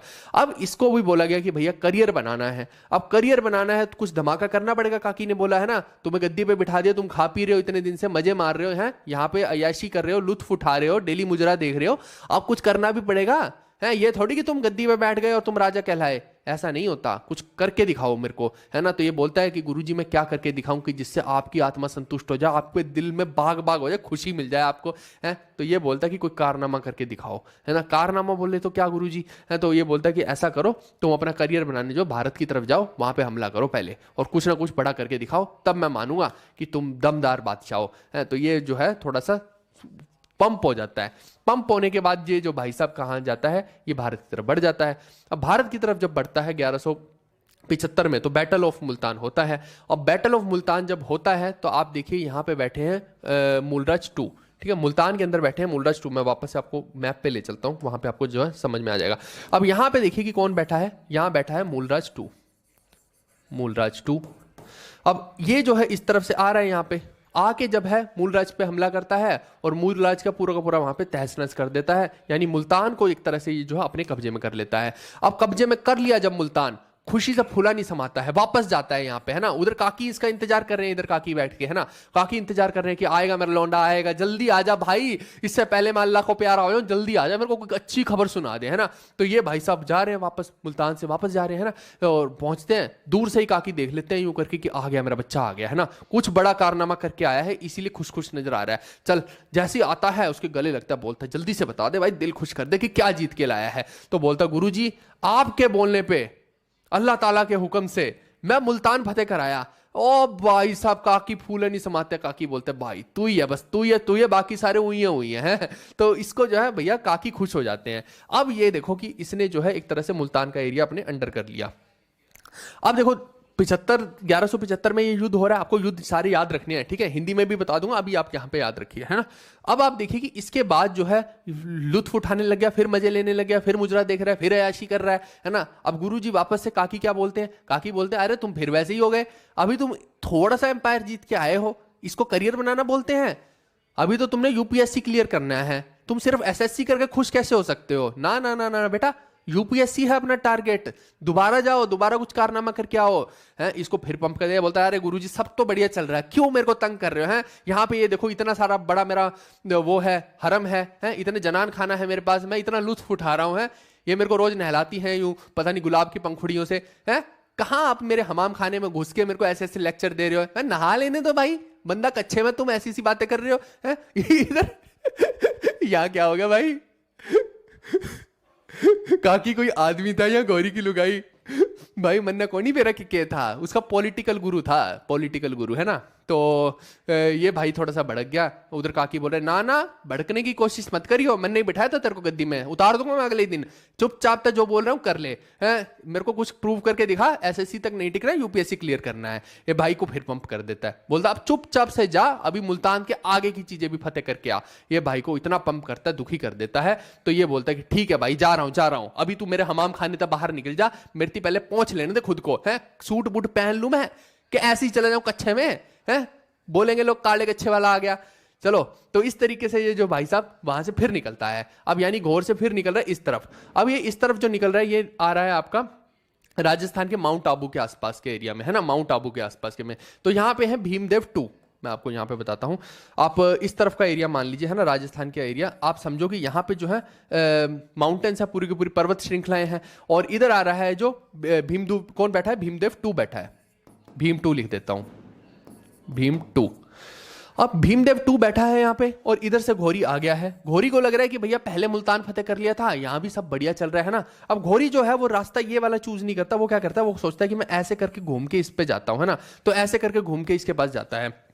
अब पूरा वहां पे जाएगा, है ना, जैसे तैसे भी घूम के पूरा वहां पे कहर मचाने की कोशिश करेगा। लेकिन आप देखिए कि इस टाइम तक ना एक्सक्यूज मी, जो भारतीय राजा थे उनको भी समझ में आ गया था कि जो फॉरेन अटैक्स है बहुत ज्यादा भारत पे हो रहे हैं। तो भीमदेव 2 जो है, क्योंकि एक तो देखिए इनको पहाड़ियों का सहारा है, तो सीधा सीधा पहाड़ियों से तो आ नहीं सकता, तो ये ऐसे घूम के आ रहा है इधर को, है ना। तो इनको ये समझ में आ गया कि भैया यहाँ पे कुछ भी हो सकता है, एक तरफ से हम प्रोटेक्टेड है, दूसरी तरफ से भी अपने को प्रोटेक्शन चाहिए है। तो भीमदेव 2 क्या करते हैं, वो अच्छे से पहले से ही रेडी रहते हैं कि अगर कोई आ गया तो बहुत लठ घूसे पड़ेंगे उसको, है, इतना मारेंगे, लाल करके भेजेंगे यहां से, नील पड़ जाएंगे पिछवाड़े पे, है ना। तो अब ये जो है घोरी यहां पे घुस जाता है। अब इसको थोड़ी पता है कि इसके साथ क्या होने वाला है। इसको लग रहा है कि जैसे मुल्तान में सब सीधा सीधा हो गया, यहां भी सीधा सीधा हो जाएगा। पर इसको ये नहीं पता था कि इसके साथ सीधा सीधा कुछ और होगा, है ना। वो जो इतना बड़ा लठ है वो जाएगा सीधा सीधा अब तो, है ना। तो ये यहां आता है, यहां इसकी धुलाई चलती है पूरी की पूरी, है ना। दे लठ पे लठ, दे लठ पे लठ। रात को यहाँ पे भाई दर्द हो रहा है, मैं क्या करूं अब इसको समझ नहीं आ रहा है यहाँ पे कि क्या करे, परेशान घूम रहा है बेचारा, मेंटली अपसेट हो रहा है ना। तो जो भीमदेव साहब हैं वो बोलते हैं कि भैया तुम कौन सी प्रजाति को, पहले तो देखा नहीं तुम्हें कभी, कहां से आए हो।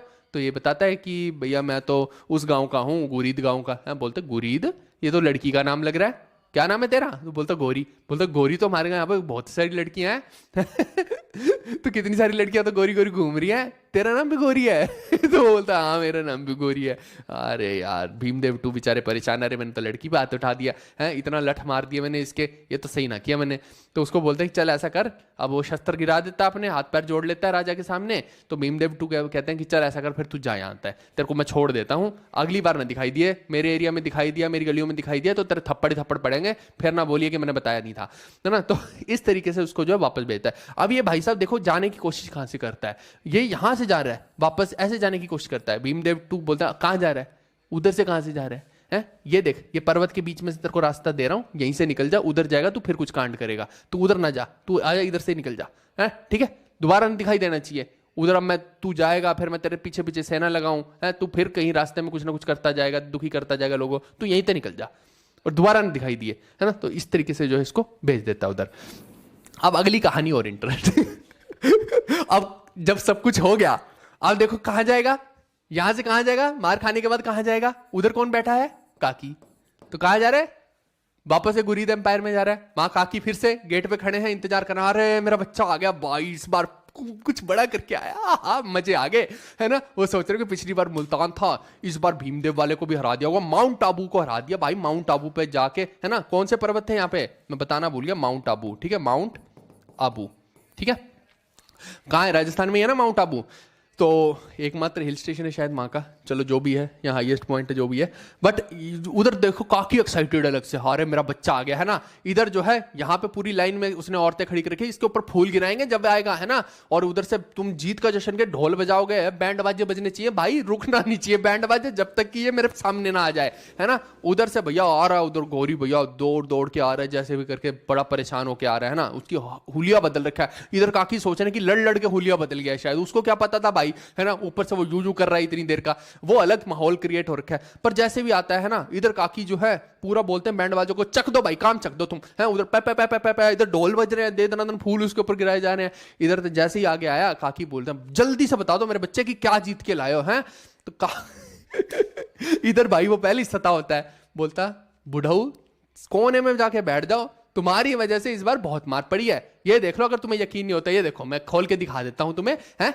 लाल था वहां पे, आते आते नीला हो गया, अब तुम अगर मेरे को दिखाई दिए यहां बुढ़ाऊ, तो पहले तो मैं तुम्हारी सुताई करूंगा, साइड में जाके कोने में बैठ जाओ भी, है। अभी बहुत दर्द हो रहा है, मेरे को जाने दो अपने हमाम खाने में, पहले मैं नहाऊंगा, उसके बाद यहां मरम लगवाऊंगा। काकी साइड में चुपचाप से जाके बैठ जाते हैं, उधर वो बैंड बाजी वाले पे पे पे पे जा रहे हैं, उनको मारते कान पे, रुक बंद करिए, निकम्मे।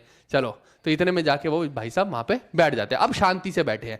अब काकी को समझा दिया है कि भैया फालतू की कोई बात मेरे से करनी नहीं है, जितना अपने पास है उतने में रहेंगे, खुश रहेंगे बाबू भैया, कोई दिक्कत नहीं, अपने को मौज लूटेंगे, आनंद लेंगे, मजे करेंगे।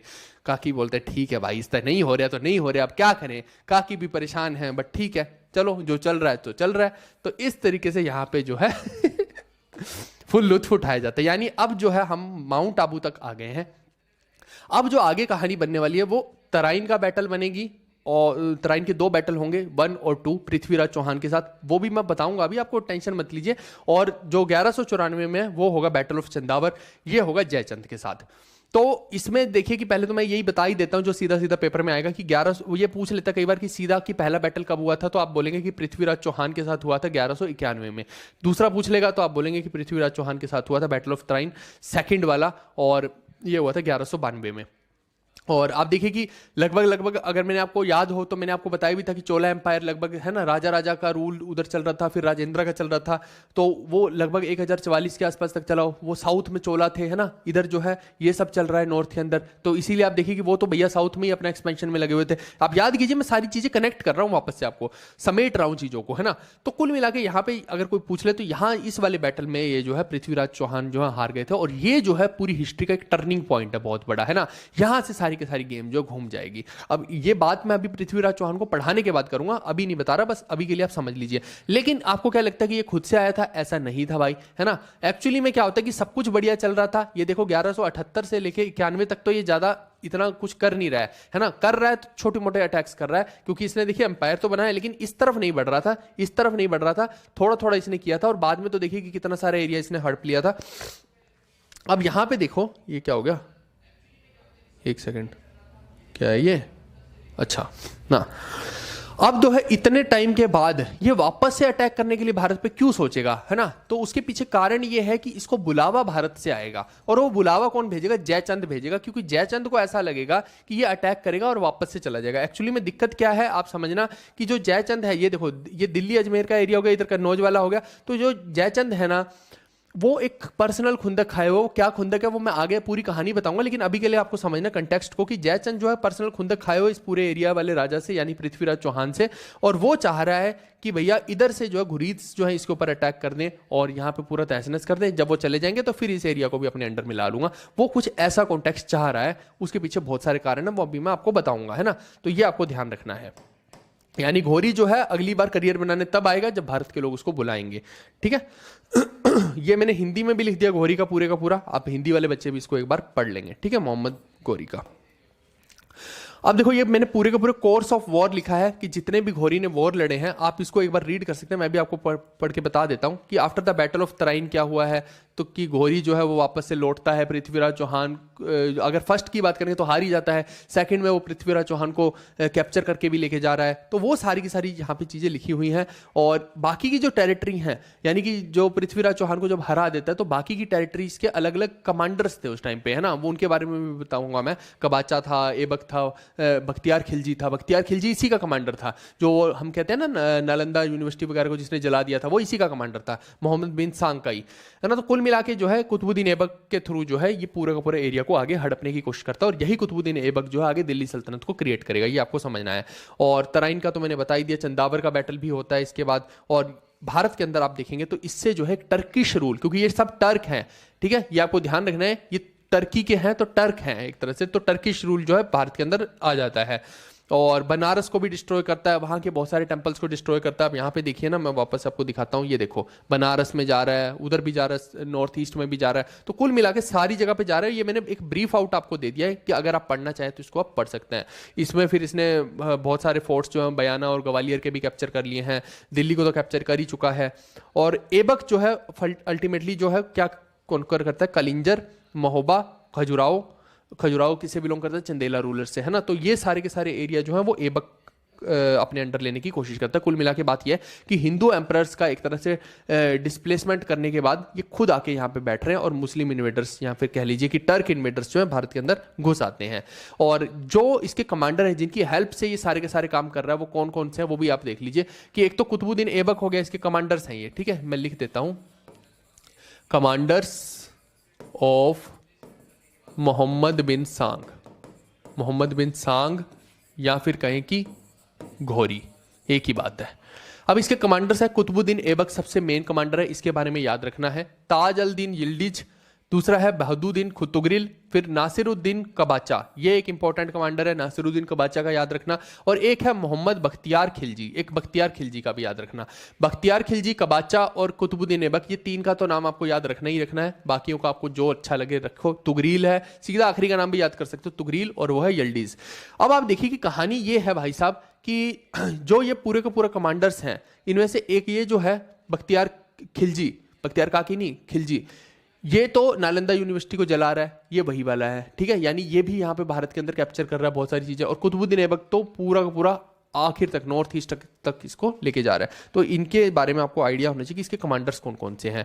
इसके अलावा देखो कि मैंने यहाँ पे बहुत सारे और भी इसकी कॉन्क्वेस्ट लिखे हैं, जैसे कॉन्क्वेस्ट ऑफ गुजरात और बुंदेलखंड, बंगाल, बिहार, ये सारे का सारे एरिया ये कैप्चर कर रहा था, है ना। और 1195 से 1202 एडी के बीच में ये सारे का सारा एरिया इसने कैप्चर किया है। अब जो कुतुबुद्दीन ऐबक है was defeated by Bhima two, है ना। तो ये जो भीमा टू की मैं बात अभी आपको कर रहा था, भीमदेव टू की, ये सोलंकी राजा है, सोलंकी किंग है, ये आपको ध्यान रखना है, ठीक है।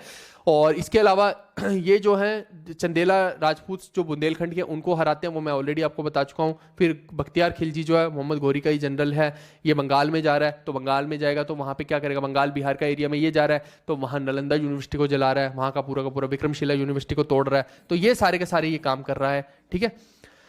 और क्या है, ठीक है, खिलजी वॉज अपॉइंटेड दी, चलो वो तो बात की बात है, ठीक है। तो कुल मिला के ये हो गया आपका, ये आप ध्यान रखना। आगे बढ़ते हैं अब रिवोल्ट ऑफ खोखर्स की जो मैं बात कर रहा हूं, तो ये रिवोल्ट ऑफ खोखर्स मैंने आपको बोला था जाट कम्युनिटी वाले जो है ना, तो वो बार बार विद्रोह कर रहे थे। तो ये रिवोल्ट ऑफ खोखर्स के बारे में मैंने लिख दिया है पूरे का पूरा, अगर आप पढ़ना चाहें तो। कि ऐसा बोला जाता है कि 1205 में घोरी जो है वापस से भारत में आया था। अब आप बड़ा कंफ्यूज हो जाएंगे यहाँ पे, क्योंकि यहाँ पे एक बहुत बड़ा कंफ्यूजन ये हो रहा है कि जब तराइन का बैटल हो गया था 1192 में, और पृथ्वीराज चौहान को वो अपने साथ ले गया था, और कहानी कुछ ये बोलती है कि पृथ्वीराज चौहान ने जो है उसके जो है तीर मार के, क्योंकि शब्द भेदी बाण विद्या आती थी, तो तीर मार के उसको मार दिया था। तो फिर ऐसा क्यों हुआ भैया कि 1205 में घोरी वापस आ गया? क्या ये घोरी 2 था? नहीं, ये वही घोरी था। एक्चुअली में ये सब कहानियां किससे हैं, आप चंदबर दाई की नॉवल पढ़ रहे हैं इसलिए आप ये कहानी बोल रहे हैं, लेकिन रियल में ये कहानी नहीं है, है ना। 3-4 वर्जन है पृथ्वीराज चौहान की कहानी के, एक वर्जन उनमें से ये बोलता है ना कि वो अष्टंगुल प्रमाण, है ना, मत चुको चौहान, वो वाला जो है, तो वो सिर्फ एक वर्जन की कहानी है।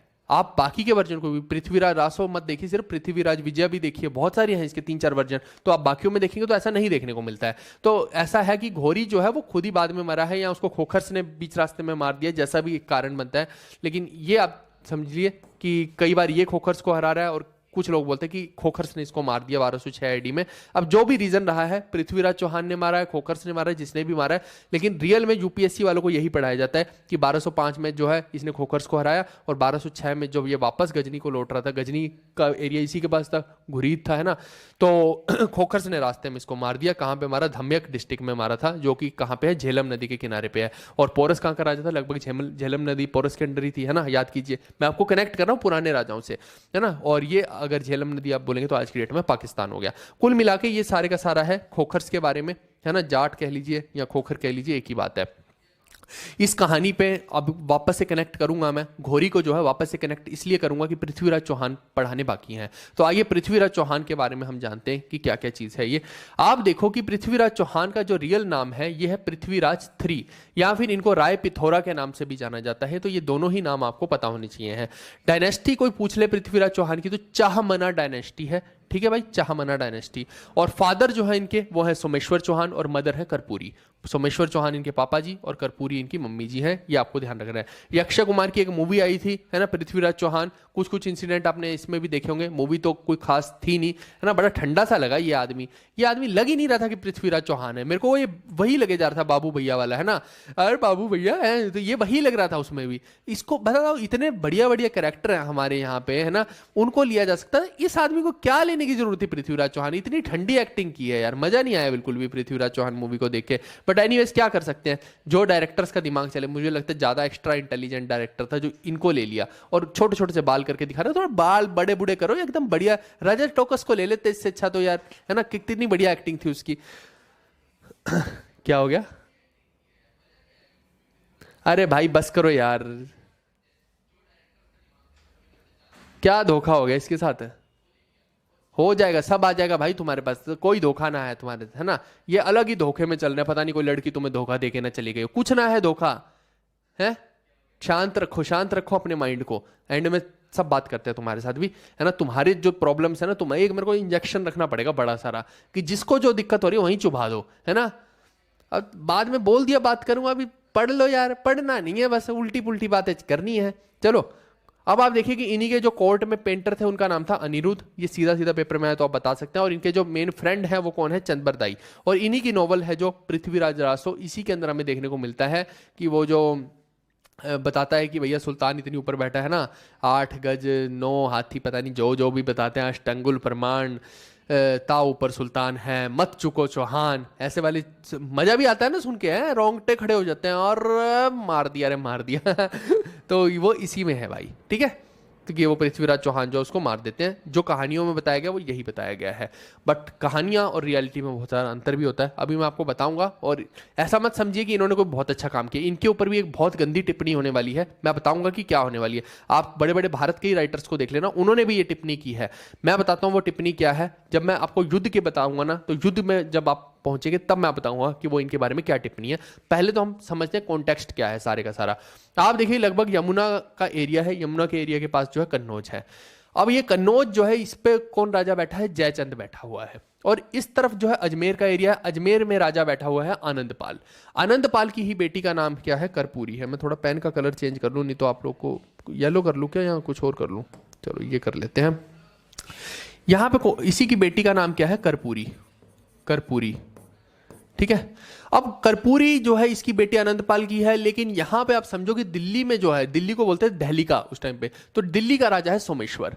अब आप 3 लोगों के मैंने तरीके आपको बता दिए, 3 किंगडम्स है, इनका आपस में है कलेश। अब वो कलेश क्या होने वाला वो देखते हैं। जयचंद जो है वो एक यहाँ का शरारती तत्व है, यहाँ का विलेन है, आप ऐसे समझ सकते हैं पूरी कहानी में। और जो डहलिका का राजा सोमेश्वर है, इसको एक तरह से बहुत बढ़िया राजा घोषित किया गया है नॉवल के अकॉर्डिंग, यानी कि ये जो है एक क्या कहते हैं उसको, मोस्ट एलिजिबल बैचलर है उस टाइम का। और यहाँ पे आनंदपाल जो है वो उसका जो है दोनों से ही एक तरह से दोनों से ही ठीक बनती है। अब मुद्दा ये है भाई साहब कि ये जो जयचंद साहब हैं ये चाहते हैं कि दिल्ली इनके अंडर में हो जाए किसी तरीके से, ये पूरा का पूरा एरिया ये कब्जे में कर ले। लेकिन उसके साथ इनके जो बंदे हैं वो इनको ये बताते हैं कि भैया ये जो सोमेश्वर है, सोमेश्वर की आनंदपाल से बहुत बढ़िया बनती है, तो ये ना हो कि भैया कि ये अजमेर हमारे ऊपर इस तरफ से अटैक कर दे, दिल्ली उधर से कर दे, और हम बीच में फंस जाए कहीं, तो फिर अपने लिए दिक्कत हो जाएगी। अगर इन दोनों ने मिलकर अटैक कर दिया तो अपने को ये नहीं करना है। इससे बढ़िया एक तरीका मैं बताता हूं। तो इसके जो बंदे हैं जयचंद के, उन्होंने बोला कि हम करते हैं मैट्रिमोनियल अलायंस। मैट्रिमोनियल अलायंस, शादी करनी है भाई, शादी। मैट्रिमोनियल अलायंस का मतलब ब्याह करेंगे, लड़कियों में इंटरेस्टेड हो गया। अब आंखें जो है उधर नहीं जा रही, कहीं और जा रही, नैन मटक के चल रहे हैं अब। तो भैया जयचंद को दिखाया जाता है एक लड़की, वो लड़की थी कर्पूरी। जयचंद खुश हो जाता है, कहता है ये तो मेरे को पसंद आ गई, अब दिल्ली गई भाड़ में, पहले तो मैं यही चाहता हूं कि मेरे को ये मिल जाए, है ना, ये मेरे को बहुत सुंदर लग रही है। तो इतने में क्या होता है कि ये जो कर्पूरी है इसको, इसका लव है सोमेश्वर के साथ। सोमेश्वर को भी दिखा रहे हैं भाई कर्पूरी, है ना, वही है ना, माँ बाप जो है एक ही लड़की को 4-5 लौंडों को दिखाते हैं। अब उनमें से एक लौंडा पीछे पड़ जाए, नहीं नहीं ये तो मेरे को बहुत पसंद आ गया, है ना, ये तो मेरे साथ ही कराओ ब्याह। और दूसरा बोल रहा है वो बहुत ज्यादा सुशील वर है, आइडियल है, वो कुछ नहीं बोल रहा है, शांत स्वभाव का है। अब पेरेंट्स को अच्छा लग रहा है कि नहीं नहीं ये जो उछल कूद मचा रहा है इस बंदर को तो नहीं लेके आएंगे, इसको जमाई नहीं बनाएंगे हम, है ना, ये थोड़ा ठीक नहीं लग रहा। और दूसरे वाला जो बढ़िया लग रहा है, शांत स्वभाव का, शांति से बैठा, हाँ इसको अपना जमाई बनाते हैं।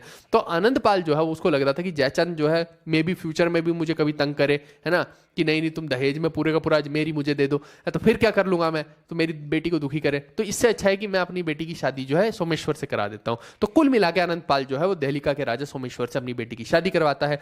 अब ये दोनों मिलके कुछ कुछ करते हैं, कुछ कुछ होता है, जब कुछ कुछ करोगे तो कुछ कुछ होगा भी, है ना। अब ये मत पूछना कि क्या किया था, है पर्दे के पीछे क्या है, तुम्हें क्या लेना है कि क्या है, जो भी था तुम नौकरी के बाद देख लेना, तुम भी कर लेना, तो तुम्हें पता लगेगा क्या था। अब वो पर्दे के पीछे कुछ कुछ हुआ, उसके बाद जब पर्दा खुला तो एक छोटा सा बालक आया अपने पास, उसका नाम था पृथ्वीराज चौहान। ओ मेरा सोनू मनु आ गया, पृथ्वीराज चौहान आ गया है। तो अब ये जो पृथ्वीराज चौहान है, यानी कि ये इन दोनों के बच्चे हैं, ये आपको समझना है। यहां पे जयचंद खुंदक खाए हुए अब, क्योंकि अब देखो अटैक नहीं कर सकता है, क्योंकि दिल्ली और अजमेर एक साथ हो गए हैं। अटैक करेगा तो भैया कहीं ना कहीं खुद फंस जाएगा, है ना। तो अब कन्नौज जो है खुंदक में है यहाँ का जयचंद, और ये जो है मौका तलाश रहा है कि किसी तरीके से इनको पेला जाए। उधर पृथ्वीराज चौहान बड़े हो रहे हैं, है ना, अब मौका मिल नहीं रहा था, धीरे धीरे जब है मौका मिलता है, और जब आप देखिए कि पृथ्वीराज चौहान बड़े हो गए तो ये कंटेम्प्रेरी हैं मोहम्मद बिन सांग के, यानी कि घोरी के। अब इसको जब जयचंद उस टाइम पे जो है देखता है कि घोरी जो है बार बार अटैक कर रहा था भारत पे, उधर सोलंकीज ने उसको हरा दिया, भीमदेव टू ने हरा दिया था उसको। अब उसको समझ आया कि भैया ये जो घोरी है ये बार बार आ तो रहा है भारत में, ऐसा करता हूं इसको वापस से इनविटेशन दे सकता हूं, है ना। अब वो इसके माइंड में अभी चल तो रहा है, लेकिन इसको समझ नहीं आ रहा है पूरी की पूरी कहानी।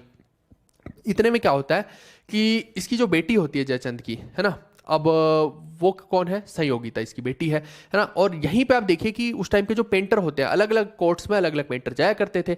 तो ये आप समझना कि अनिरुद्ध जो है पृथ्वीराज चौहान के टाइम पे, है ना, मान लो कि पृथ्वीराज चौहान के यहाँ पे कोर्ट में है, उनकी फोटो बनाई इसने पूरी की पूरी, और बहुत बढ़िया फोटो बनाई, एक फोटो अपने साथ रखा करते थे ऐसे ऐसे करके। अब ये जो है वापस से कहाँ जा रहे हैं, उधर जयचंद के पास गए अनिरुद्ध। अनिरुद्ध ने बोला जयचंद को कि महाराज आपकी फोटो बनाते हैं बहुत बढ़िया। महाराज बोलते अरे कहाँ तुम मेरी फोटो बना रहे, हट यहाँ से बुड़बक।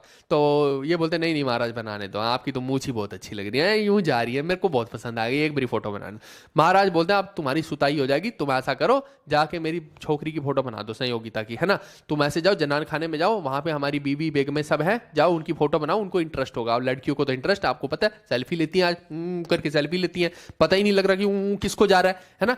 तो इस तरीके क्या हंस क्या रहे हैं भाई यहाँ अच्छा, असली कारण ये था कि पृथ्वीराज चौहान ने जयचंद को मामा बोल दिया ठीक है भाई, ये जो भी तुम मानना चाहो, है ना, यहाँ अलग ही लुत्फ चल रहा है मार्केट के अंदर। तो कुल मिला के बात ये है कि वहां पे पेंटिंग कर रहे थे उनकी, तो वहां पे एक पेंटिंग जो खुद ने रखी हुई थी पृथ्वीराज चौहान की, संयोगिता देख लेती है, बोलती है इसमें क्या है पापा, पापा नहीं मतलब बाबा है। तो वो दिखाता है बुढ़ाऊ कि अरे भैया ये देखो ये बहुत है शानदार व्यक्ति है। तो बोलती कि कौन है ये, तो उसको पता लगता है ये पृथ्वीराज चौहान है, एकदम बलिष्ठ इंसान है, बहुत तगड़े इंसान है ना। उसको अच्छे भी लग रहे हैं, रेबन का चश्मा लगाए हुए हैं, बाल घुंघराले, हाँ क्या बात है। तो बोलती कि इसके बारे में मेरे को थोड़ा और डिटेल में बताओ, और फोन तो होते नहीं थे कि फोन नंबर ही मांग ले, है ना। तो जो भी था whatever is the reason, तो सिस्टम सेट कर लिया उसने। अब जो है ऐसे ही करके वो संदेश जो है पृथ्वीराज चौहान को भेज रही है ना। कबूतरों के एक कबूतर उड़ के उधर जा रहा है, उधर पृथ्वीराज चौहान को पता लगता है कि अच्छा ऐसा भी सिस्टम चल रहा है, तो फिर वो एक कबूतर इधर से भेज रहे हैं। दोनों के बीच में प्रेम प्रसंग चल रहा है यहाँ पे कबूतरों के थ्रू। अब एक दिन क्या होता है, वो कबूतर उड़ के जो है ना दिल्ली से कन्नौज जा रहा था, तो वो कबूतर जो है ना इसकी संयोगिता की मम्मी के हाथ में लग जाता है। मम्मी बोलती कि आज तो तेरे को बना के खाऊंगी रात को, है ना, तू ही है वो कुलहना जो इधर से उधर कर रहा है सारे मसले, है ना। तो कबूतर के पीछे लग जाती है। अब कबूतर के गले में है भैया बड़ा हुआ खत, तो निकाल के पढ़ लेती है, जिसके अंदर उसे पता लगता है कि भैया ये तो नैन मटक का अलग ही लेवल का चल रहा है, हमारा तो दिल्ली वालों के साथ बहुत ज्यादा कलेश है, और ये तो हमारी छोकरी तो उन्हीं के छोकरे से प्यार करने में लग गई है। तो अब ये जो है बड़ा गड़बड़ हो गया मामला का सारा। तो ये जाके जयचंद को बताती है, इधर जयचंद आग बबूला हो रहा है, अरे ऐसे कैसे हो सकता है, पहले तो उसने अपने वाली दी नहीं उसके पापा ने, अब हमारी वाली जो छोकरी पैदा हुई इसको भी लेके जा रहा है। यानी कि पहले भी नहीं दी थी, पहले भी लड़की हाथ से चली गई, और अब जो खुद की पैदा की ये भी हाथ से जा रही है, और लेके भी वो वाले जा रहे हैं। ये तो ना होगा, मंजूर नहीं है भाई जयचंद को गुस्सा आ रहा है यहाँ पे, दुख में है। क्या बोलता पूंड आशक्त है, बिल्कुल पूंड आशक बिल्कुल है। एक कबूतर हम भी भेज देते हैं कहाँ भेजोगे, किसके पास भेजोगे तुम, है कबूतर आके तुम्हारे ही पीछे लग जाएगा, चोंच मारेगा पीछे आके तुम्हारे, तुम रख दो, है ना। चलो, तो कुल मिला के बात ये है कि अब जयचंद जो है वो क्या कहता है कि इसका तो करते हैं भैया स्वयंवर, है वो सब राजा को बुलाता है, लेकिन पृथ्वीराज चौहान को नहीं बुलाएगा। उससे अगर उसको बुला लिया तो फिर तो ये संयोगिता उसी के गले में हार डाल देगी, वो तो गड़बड़ हो जाएगा मामला, है ना। तो ये बोलता है कि नहीं नहीं यार इसको नहीं बुलाना है। अब उसकी बेइज्जती के लिए देखो दरबार किस तरीके से सजा हुआ है, इधर जयचंद और उसकी रानी बैठी हुई है, ये पूरे के पूरे राजा महाराजा आ रखे हैं यहाँ पे, है ना। गेट खुला है, गेट में जो है दरबारी बना के किसको बिठा रखा है, दरबार में यहाँ पे गेट का द्वारपाल बना के जो है पृथ्वीराज चौहान की मूर्ति लगा रखी है। अब ऐसा बोला जाता है कि पृथ्वीराज चौहान पहले तो मना कर देते कि ठीक है छोड़ो, पर उनको समझाया जाता है कि रहने दो, तो वो बोलते ठीक है नहीं जाते हैं। लेकिन जब पता लगता है बाद में कि नहीं नहीं ये तो भैया हमारे पूरे के पूरे कुल का वो कर रहे हैं, हकमान कर रहे हैं ना, कि बाहर जो है हमारी मूर्ति लगा रखी है, हमारे पूरे कुल का जो हकमान हो रहा है, तो क्या लोग सोचेंगे चौहान के बारे में। तो अब पृथ्वीराज चौहान पे एक प्रेशर क्रिएट हो जाता है। पृथ्वीराज चौहान बोलते हैं कि भैया अब जाना पड़ेगा, अब ना होगा कुछ, है ना। तो अपने घर वालों को बोल देते हैं कि भैया यहाँ संभालो, मैं थोड़ा सा खेल खेल के आता हूँ अभी। तो वो पहुंच जाते हैं वहां पे दरबार के अंदर, है ना। उधर संयोगिता कभी इधर भटक रही है, कभी उधर भटक रही है, उसको समझ ना आ रहा कि क्या करूं। अब इतने में जो है वो घोड़े पे उठ के आते हैं, घोड़े पे आते हैं तो संयोगिता खुश हो जाती है, आ गया आ गया आ गया, यही है वो, है पेंटर आ गया, पेंटिंग वाला बंदा आ गया। उधर पेंटिंग देख रही हो, उधर वो देख रहा, हाँ हाँ भाई क्या बंदा है ना। तो जाके फटाफट से वो बोलती है कि अब गले में हार कैसे पहनाऊं, 6 फुट के घोड़े पे बैठे हो, ऊपर से तुम इतने लंबे तने हो, हैं कैसे पहनाऊं। तो पृथ्वीराज चौहान हाथ देते हैं, वो हाथ पकड़ती है, उसको उठा के जो घोड़े पे बिठा लेते हैं, घोड़े पे बैठ गई तो गले में हाथ डाल दिया। अब घोड़े को भगा के वापस ले गए, जैसे घुसे वैसी वापस। अब है तो कहानी में यही लिखा है, क्या कोई दरबारी नहीं था क्या रोकने वाला, कोई सेना नहीं थी क्या राजा के पास, आई डोंट नो। कहानी में लिखा है कि ऐसे घुमा के ले गए घोड़े को। इधर जो है देख रहा है जयचंद, उधर मम्मी देख रही है उसकी, है हमारी छोकरी तो चली गई, अभी तो विदाई का टाइम भी नहीं आया था, हमने तो गीत गाने थे विदाई के, ये पहले ही निकल गई। अरे भाई साहब अब तो हो गया जो होना था। अब जयचंद को गुस्सा और नेक्स्ट लेवल पे, अब तो भैया छोड़ेंगे नहीं, ये तो लड़की भगा के लेके गया, हमारी हो गई बेइज्जती, अब ना छोड़ेंगे। अब जयचंद जो है बहुत ज्यादा आग बबूला है, अपने मिनिस्टर से सलाह लेता है, तो वो बोलते हैं डायरेक्ट अटैक तो नहीं करते हैं, हार जाएंगे, इससे बढ़िया है हम घोरी को जो है संदेश भेजते हैं। अब ये भाई साहब किसको संदेश भेज रहे हैं, घोरी को भेज रहे हैं, जो कि वहां बैठा है, घोर में बैठा है ना, गजनबी वाला जो पूरा का पूरा एम्पायर था उसी का तो राजा बना हुआ, वो उधर अफगानिस्तान में बैठा हुआ है ना, पीछे का एरिया सारा संभाले हुआ है। उसको भेजते हैं वहां पे खत कि भैया इधर हम आपके साथ हैं, आप आ जाओ करियर बनाने। अब काकी को जैसे वो खत मिलता है अब काकी का नाम सुनते ही लोग ना एकदम इंटरेस्ट में जाग जाते हैं, काकी का नाम आ गया। काकी को जैसी खत मिलता है, काकी की आंखों में अलग चमक, है ना। काकी बोलते हैं, भाग के जाते हैं, अरे सांग तुम कहाँ हो। सांग बोलता है मैं पता नहीं किसके संग हूं, अभी तुम फिर हमाम खाने में घुसा है मेरे। हमाम खाना किसको बोलते हैं, बाथरूम को बोलते हैं ना। वो क्या होता है, वो टब सा होता है, क्या बोलते हैं, मैं उसका नाम भूल गया, उसको क्या बोलते हैं, गूची पूची क्या बोलते हैं उस टब को, मेरे को एक बार बताओ जिसमें नहाते हैं पृथ्वीराज चौहान को आशिकी लेवडुबी, बिल्कुल बिल्कुल आशिकी लेवडुबी, है ना। तो यहाँ पे देखो कि अब वो फिर हमाम खाने में काकी घुस जाते हैं। इधर मोहम्मद बिन सलमान, अरे काकी कितनी बार समझाया है कि ऐसे मत आया करो, यहाँ मैं कच्चे में नहा रहा हूँ, तुम फिर आ गए यार, है ना। अभी मैंने आधा ही कच्चा पहना था, तुम बीच में आ रहे हो यार, तुम थोड़ा सा मुंह उधर को घुमाओ पहले तो, है ना, मैं पहले पूरा पहन लूं, अभी आधे में है, नीचे है भाई, है ऊपर तो कर लेने दो, क्या देखना है तुम्हें मेरे अंदर, इंटरेस्ट ऐसा क्या है, तुम इधर उधर जाके देख लो, जरूरी मुझे ही देखना है तुम्हें, है ना, थोड़ा सा मुंह उधर को घुमा लो जल्दी से। तो काकी अपना मुंह घुमाते हैं, वो कच्चे का नाड़ा टाइट करता है, हाँ अब बोलो क्या बात है, इधर कच्चे में खड़ा हो गए। तो काकी बोलते खत आया है, खत, बोलता इसका खत आ गया तेरे पास, बोलता कि जयचंद का खत आया है, करियर बनाने का दोबारा ऑप्शन। इधर इसके हाथ में साबुन होता है, साबुन उठा के मारता काकी के सर पे, तारी ऐसी की तैसी, पिछली बार मेरी बेइज्जती याद नहीं तुझे, भाग यहां से बुड्ढे, नहीं तो आज तेरी छिताई हो जाएगी, इसी पानी में तेरी गीची डुबो के मारूंगा अब उसको समझ नहीं आ रहा कि भैया क्या हो रहा है। वो उसको समझाता है कि भाई उधर के राजा जो है हमारी हेल्प करने को तैयार हो गए, ऐसा करियर तो बनाना पड़ेगा, तुमने बहुत मजे ले लिए, चुपचाप से जो तुम्हें बोल रहा हूं जाके करो अब ये भाई पहले तो डिमोटिवेटेड है, लेकिन जबरदस्ती जाना पड़ रहा है, ये अपने कच्चे के नाड़े टाइट करके जा रहा है भाई, चलो ठीक है हम चलते हैं। अब ये जब भारत के अंदर आता है, आक्रमण करता है पृथ्वीराज चौहान पे। अब देखिए कि जयचंद इसका साथ नहीं दे रहा, केवल इसको बता रहा है ना कि अच्छा ऐसे ऐसे है। अब देखो कि आके अटैक तो कर रहा है, लेकिन फिर से जो है वो हेल्प तो कुछ नहीं कर रहा है ना। तो आप समझिए कि ये जो है हार जाता है यहाँ पे, क्योंकि पृथ्वीराज चौहान के पास बहुत स्ट्रांग आर्मी थी उस टाइम पे, और वो जिस तरीके से लड़ते थे, है ना, वो जो है वो पूरा पूरा एक अलग टेक्निक थी। आप समझिए कि इसको ये नहीं पता था कि वो ऐसे इस वाली टेक्निक से लड़ने वाले हैं, कुल मिला के ये बात है। तो इस तरीके से जो हरा देता है पृथ्वीराज चौहान घोरी को। अब घोरी देखिए कि नीचे पसरा हुआ है, ये घोरी पसरा हुआ है ना, और इधर पृथ्वीराज चौहान इसके तलवार यूं मुंह पे लगा के खड़े हुए, बोल इसको देखते हैं और बोलते हैं भाई तुम यहाँ के लगते नहीं हो, कहाँ से आए हो तुम, है ये फिर समझाता है कि मैं घोर से आया हूँ। घोर से आए हो, बड़ी दूर से आए हो, कहाँ से आए हो, है तो क्या नाम है तुम्हारा, गोरी, लड़कियों वाले नाम रखा हो तुमने फिर से, है फिर ऐसे मत करो यार भैया, तुम है गोरी, तो ये कैसा नाम होता है, और करेक्टर भी तुम अजीब से लग रहे हो, है क्या करने आए थे यहाँ पे। तो ये बोलता है कि नहीं नहीं मैं कब्जा तो करने आया था, पर नहीं नहीं बादशाह सलाम मेरे को माफ कर दो, है ना, मैं अपने सारे हथियार डालता हूँ। तो इसको समझाते हैं कि भैया आज के बाद तुम दिखाई ना देना, नहीं तो तुम्हारे बाल पकड़ के तुम्हारी गूदी के ऊपर मारूंगा मैं, और फिर देखना तुम्हारा क्या हाल होगा। अब यहाँ पे जो मैं आपको बोलता हूँ, अगर ये पूरी स्टोरी सच है तो ये जो है पृथ्वीराज चौहान की बहुत बहुत बहुत बकवास चीज थी।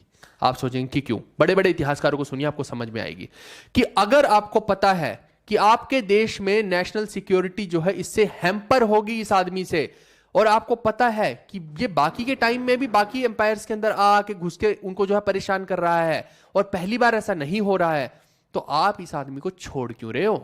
किस लिए छोड़ा है आपने? ये जो दरिया दिली वाली बात है, this is not at all acceptable, क्योंकि इस दरिया दिली की वजह से बाद में कितने लोग मारे गए और कितना बड़ा नुकसान हुआ है कि पूरे का पूरा भारत जो है वो आप देखिए कि पूरा भारत ही गिफ्ट में जा रहा है इन्वेडर्स के पास। आप समझिए कितना बड़ा टर्निंग पॉइंट है ये, एक तरह से समझो कि इसको छोड़ दिया। क्यों छोड़ा भाई? जब पता है कि सिक्योरिटी का सवाल है, तो ऐसे में इस व्यक्ति को कैसे छोड़ा जा सकता है? क्या आज अगर मान लो कि किसी के हाथ में वो जो लादेन लग जाता है तो उसको छोड़ दिया जाता? सोचो, मेरे को बताओ। इधर अमेरिका वालों ने क्या किया? सद्दाम उनके हाथ लगा, छोड़ दिया उसको? नहीं नहीं, चलो ठीक है, तुम्हें छोड़ देते इसलिए बार, अगली बार मत करना। ये कैसी बात हुई भाई? सिक्योरिटी का रीजन था यहां, कैसे छोड़ दिया? क्या सोच के छोड़ दिया? ये बहुत बकवास चीज थी, बट एनीवेज वो कुछ कर नहीं सकते और इसको छोड़ दिया वापस से। भाई साहब गया वापस। इधर जो है जयचंद फिर परेशान है कि भैया ये क्या हो गया, हमें तो लगा था कि हरा देगा, ये तो हरा नहीं पाया। अब फिर आराम से बैठे हुए हैं। अब थोड़े दिन के बाद जो है जयचंद फिर से एक संदेश भेजता है, बोलता है कि इस बार भाई तुम आ जाओ, मैं तुम्हें बताऊंगा टेक्निक। इधर काकी फिर जाते हैं। काकी अलग लेवल पे चल रहे हैं। अनुज, अगर बदतमीजी करोगे अभी के अभी ब्लॉक हो जाओगे। मैंने बोल दिया 10 बार तुम लोगों को, वीडियो के आखिर में बात कर लूंगा, तो मतलब कर लूंगा। अभी जो तुम बोल रहे हो ना फालतू की बातें, तुम्हारे को सब कुछ मिल जाएगा, अननेसेसरी की चीजें मत करो। बाद में फिर तुम ही लोग जो हो सॉरी बोलने आ जाते हो कि नहीं नहीं हमसे गलती से हो। मत करो ना भाई ऐसे। थोड़ी देर इंतजार नहीं कर सकते? पेशेंस है कि नहीं है अपने अंदर? कोई पेशेंस नहीं है तुम्हारे अंदर। थोड़ा पढ़ लो, अभी बाद में कर लेंगे। उसकी बात बोला भी कि वीडियो के आखिर में बता दूंगा। चलो तो इस तरीके से जो है जयचंद वापस से संदेश भेजता है, खाकी वापस से बोलते हैं इसको कि जाओ तुम, तो ये फिर जाता है वहां पे, अटैक करता है। और इस बार जो है जयचंद बता देता है कि भैया ये इस टेक्निक से युद्ध करते हैं, इनको इस तरीके से हराया जा सकता है, क्योंकि जयचंद के पास तो इजी है सोल्यूशन है ना, जासूस है अपने, तो कहीं ना कहीं से पता लग सकता है। तो इस तरीके से आप समझिए कि पूरे का पूरा जो एम्पायर है, अब जो है घोरी जो है वो पृथ्वीराज चौहान को नहीं छोड़ रहा है। अब यहां पे देखो कुछ लोग का ये बोलना है कि ये इनको स्लेव बना के वहां पे ले गया, क्योंकि अगर यहां कहीं होते तो कहीं ना कहीं समाधि बन जाती या कुछ ना कुछ ऐसा बनता, लेकिन ऐसा तो नहीं है।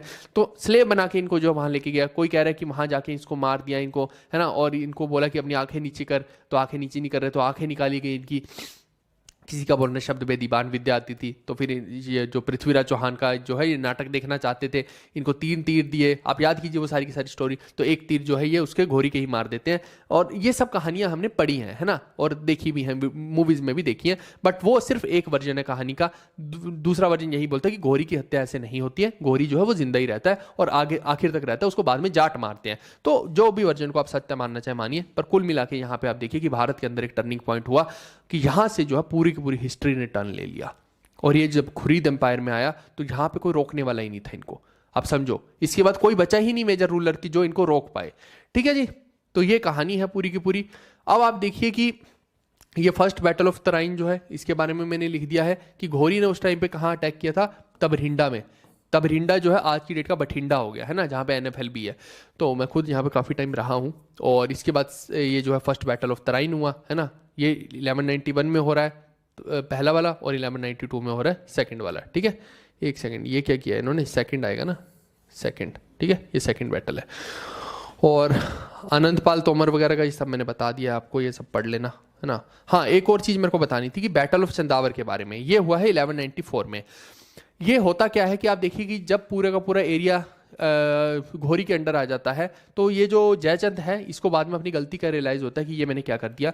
तो ये जो है घोरी को ललकारता है कि अब मैं तुम्हें हराऊंगा, लेकिन अल्टीमेटली ये हरा नहीं पाता घोरी को। और जो है वहां पे घोरी जो है इसकी भी बैंड बजा देता है, यानी इसको भी मार गिराता है यहाँ पे। और कुल मिला के इसका एरिया जो है कन्नौज वाला एरिया भी जो है घोरी के अंडर आ जाता है। तो ये आपको समझना है।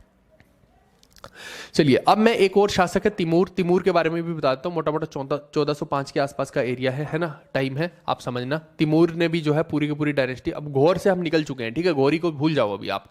तो आप समझना कि घोरी के बाद जो है भारत के अंदर कुतुबुद्दीन ऐबक जो है उसका जनरल होता है, वो जो है स्लेव डायनेस्टी की शुरुआत करता है। वो हम पढ़ेंगे, स्लेव डायनेस्टी को अलग से नेक्स्ट सेशन में पढ़ेंगे। लेकिन आपको समझना कि वो स्लेव डायनेस्टी की शुरुआत भारत के अंदर यहाँ पे करता है, और फिर धीरे धीरे जो है उसकी एक्सपेंशन होती है। और वो जो दिल्ली सल्तनत हम बोलते हैं, यही वो स्लेव डायनेस्टी से दिल्ली सल्तनत की शुरुआत होती है। वो जो हम पढ़ते हैं ना खिलजियों के बारे में, लोदीज के बारे में, फिर बाबर आएगा बाद में, तो वो यहीं से शुरुआत हो रही है। ये आपको समझना, यानी भारत के ऊपर इस वक्त जो है दिल्ली सल्तनत काबिज हो जाती है, यानी कि हिंदू साम्राज्य का अंत होकर एक भाग में जो है यहाँ पे मुस्लिम साम्राज्य स्थापित हो जाता है, लेकिन नीचे वाले भाग में नहीं होता, ये आपको ध्यान रखना, ठीक है। नीचे अलग कंसेप्ट चल रहे हैं, वो बहमनी किंगडम का और विजयनगर का अपना चल रहा है, वो एक अलग कहानी है, उसमें अभी नहीं घुसते हैं।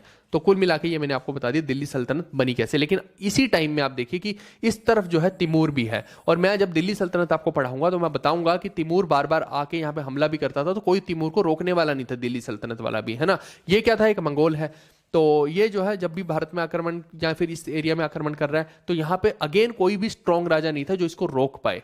तो ये एक बहुत बड़ी वीकनेस रही थी। खिलजी आया है बाद में, है ना, तो वो हमें देखने को मिलता है कि यहाँ सेंट्रल पावर का मिसिंग होना बहुत बड़ा, आप समझो कि भारत के लिए अभिशाप था, कि भारत के लिए कोई भी एक्सटर्नल एग्रेशन हो रहा तो उससे कोई फॉरेन इन्वेजन से सिक्योरिटी ही नहीं है। जब लोग ही सुरक्षित नहीं है, वहां पे आके लूटपाट होगी, है ना, लोगों के घरों में उनको मारा जाएगा, उनकी बीवियों को उठा के लेके जाएगा, कितना अजीब सा सिचुएशन हो जाती है। आप सोचो आप ऐसे देश में रहना चाहोगे, नहीं रहना चाहोगे, सिंपल सी बात है ना। लेकिन यहाँ पे वो सब चीजें हो रही थी। तो ये जो है तिमूर का एक नाम आप याद रखना, ये भी एक इन्वेडर है ना। तो ये 1405 के आसपास का इसका समय है। मैं दिल्ली सल्तनत में आपको बताऊंगा तो आपको वहां पे समझ आ जाएगा।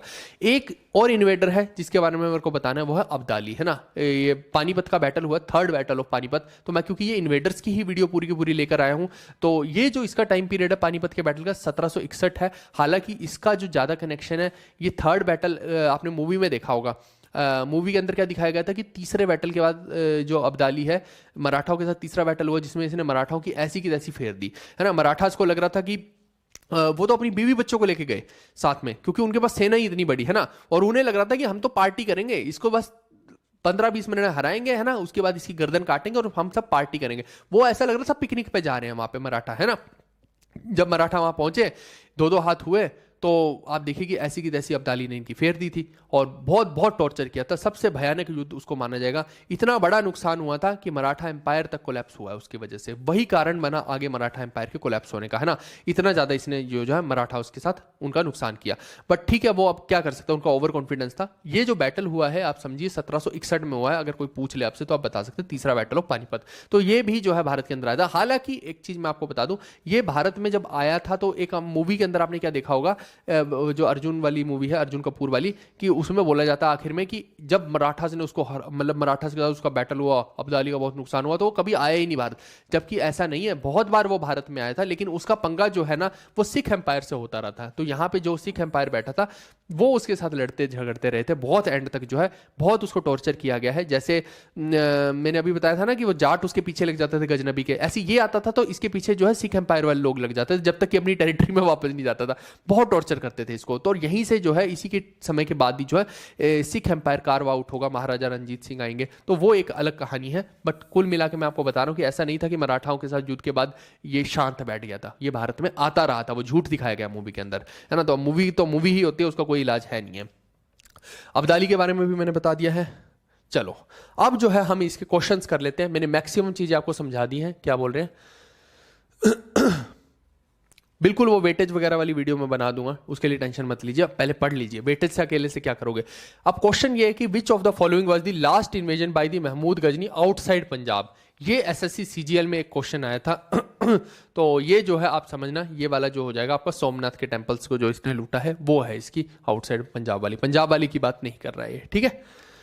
आगे बढ़ते हैं। Between who among the following did the battle of Chandawar take place. तो बैटल ऑफ चंदावर, अभी तो मैंने बोला कि घोरी और जो आपका जयचंद है उसके बीच में हुआ है। जयचंद को जब एहसास हुआ तो उसने घोरी को ललकारा लेकिन हार गया। और कब हुआ, 1194 में हुआ है। तो ये तो मैंने बता ही दिया ना आप लोग को। Famous Arabic scholar Al Biruni came into contact with the India through in the 11th century AD. मतलब वो कब भारत के अंदर आया, किसके कार्यकाल में आ रहा है। तो ये तो गजनबी के साथ ही आ रहा है ना, गजनी बोल लीजिए, महमूद ऑफ गजनी भी बोल लीजिए, तो ये उसी में तो आ रहा है, ठीक है। ये बताए थे ना मैंने आज आपको, गजनी के अंदर 4 स्कॉलर बताए, तो उत्तबी, सिस्तेनी, है ना, और फिरदौसी, अल बिरूनी, और शाहनामा किसने लिखी है, फिरदौसी ने लिखी है, वो भी बताया था आपको। चलो, Sultan Mahmud of Ghazni raided which famous Indian temple. तो किस फेमस इंडियन टेंपल को इन्हीं में से बताना है। तो सोमनाथ के मंदिरों को लूटा था, हालांकि मथुरा के मंदिरों को भी लूटा है, लेकिन मेजर जो सबसे इंपॉर्टेंट इसकी रेड मानी जाती है वो सोमनाथ के टेंपल है। और कई बार वो गुजरात का नाम ना लिख के यहाँ पे किसका नाम लिख देंगे, पाटन का। तो पाटन जो है वो ओल्ड नेम है गुजरात का, ये आपको ध्यान रखना है, ठीक है भाई। हिंदी में भी लिख देता हूं, पाटन। नेक्स्ट हम देखते हैं in which year was the battle of Peshawar fort between Raja Jaipal and Mahmud Ghaznavi. ये देखो पेपर के अंदर लेटेस्ट का क्वेश्चन ये आया है और ये मैंने अपनी किताब में डाल रखा है ना, एसएससी सीजीएल 2024 का क्वेश्चन है। और किताब के अंदर आप देखिए, किताब के अंदर आपको ये सारे के सारा कंटेंट दिखेगा। ये जो हमारी किताब है ना, इसके अंदर हमने पूरा कंटेंट डाल रखा है, लोग डालते नहीं है हालांकि, है ना। तो मैं आपको वही समझाना चाह रहा हूँ कि इस किताब के अंदर ये जो देखिए दिल्ली सल्तनत देखो कितने ब्यूटीफुल तरीके से बताया है और यहाँ सारा कुछ मैंने डाला है। ये जैसे पृथ्वीराज चौहान की भी कहानी है, तो ये देखिए आप डिटेल में हैशटैग इंपॉर्टेंट लगा लगा के डाल रखी है। कुल मिला के बात ये कि मैंने बहुत डिटेल में आपको पढ़ा रखा है, आप देख लेना एक बार इस चीज को। तो किताब ले लेंगे तो उससे हो जाएगा कवर, वो डिस्क्रिप्शन में जीवी कक्षा ऐप का लिंक है, वहां से आप ले सकते हैं। तो आप देखिए कि जयपाल और महमूद गजनबी का जो है पूरा का पूरा 1001 के आसपास का खेल है, जिसमें कि जयपाल जो है हार जाता है और भाग जाता है इवन अपना सिंहासन छोड़ के। और बाद में जो इसका लड़का है वो थोड़ी आगे चल के जो है एम्पायर को जो है कंटिन्यू करने की कोशिश करता है, इंटीग्रेट करने की कोशिश करता है। Sultan Mahmud came to India from which of the following cities of Afghanistan. तो क्योंकि वो गजनी से था, मैं 10 बार तो आपको बता चुका हूं, तो वो गजनबी हुआ है ना, तो या गजनी हुआ, सारे के सारे है ना। ये वो वाला आमिर खान वाला गजनी मत समझ लेना है, गजनी और रजनी। तो ये जो है अजीब से नाम है, लड़कियों वाले नाम क्यों रख रहे हैं ऐसी जगहों के। चलो जो भी है इनका, तो महमूद ऑफ गजनी हो गया। Who among the following was the best known Chahamana ruler. तो बेस्ट नॉन चाहमना रूलर जो है, अब ये देखो एक्चुअली में क्या है कि पृथ्वीराज चौहान का जो रियल नेम है वो पृथ्वीराज 3 भी है। तो ये मैंने आपको समझा रखा है। तो आप 1 मत लिख देना गलती से भी, है ना, कि उनके पापा दादाओं के नाम मत लिख देना। तो 3 वाला है, ये आपको इंपॉर्टेंट है, ये मैंने बता भी दिया, किताब में भी इंक्लूड कर रखा है। सब लेटेस्ट क्वेश्चन मैं आपको बता रहा हूँ ये, है ना। फिर मोहम्मद घोरी ने जो अटैक किया तबरहिंडा पे या फिर भटिंडा पे, आज की डेट का भटिंडा हो गया, 1191 में किया था। ये मैंने आज ही आपको पढ़ाया है ना, भटिंडा के बारे में, जो कि एक स्ट्रेटेजिक पॉइंट था। अब ये जो है ये इसने किसको हराने के लिए किया था कि पहले भटिंडा को कब्जे में कर लेते हैं, और भटिंडा देखिए कि कोई बहुत ज्यादा दूर नहीं है दिल्ली से, है ना, तो दिल्ली के ऊपर फिर अटैक करेंगे, दिल्ली और अजमेर के ऊपर फिर अटैक वहां से कर सकते हैं, उसको एक बेस बना के। तो ये जो है इसने पृथ्वीराज चौहान को हराने के लिए किया था, ये आपको ध्यान रखना है। उसके बाद who among the following had invaded India in 712 AD. तो ये तो एक ही है ना, मोहम्मद बिन कासिम, मैंने बताया था ना आपको मोहम्मद बिन कासिम के बारे में, तो ये आप ध्यान रखना है ना। और एक मोहम्मद बिन कासिम ने भी भारत के उस एरिया के ऊपर ना जजिया लगाया था, कई बार पेपर में पूछ लेता, तो ये भी आप ध्यान रखना। चलो, dash attacked the southern coast of Kathiawar along with the Arabian sea where sacked the city of Somnath. ये तो सोमनाथ का नाम सुनते ही याद आ गया कि किसने किया होगा, और हिंदू टेम्पल्स को जो है बर्बाद कर दिया, खंड खंड कर दिया। 1026 कह लीजिए या 1025 कह लीजिए, लगभग वही टाइम है ना। ये कई जगह पे आपको 1026 मिलेगा, कई जगह पे 1025 मिलेगा, तो दोनों ही आप याद करके रखना। ये महमूद ऑफ गजनी ही है, मैंने आपको बताया था, सोमनाथ टेम्पल की पूरी कहानी बता दी। अब इतनी कहानी बताने के बाद भी अगर भूल जाओगे तो क्या हो सकता है। उसके बाद देखिए कि मोहम्मद घोरी ने जो है डिफीट किया है 1191 में किस रूलर को, तो वो उसकी वो पूछ रहा है, डायनेस्टी पूछ रहा है। तो पृथ्वीराज चौहान को किया है, फर्स्ट बैटल ऑफ तराइन है, तो पृथ्वीराज चौहान हो जाएगा, ठीक है, ये आप ध्यान रखना। पृथ्वीराज चौहान या पृथ्वीराज 3 भी बोल सकते हैं इनको। और कौन सा था बैटल, बैटल ऑफ तराइन, कौन सा वाला, फर्स्ट वाला, ठीक है।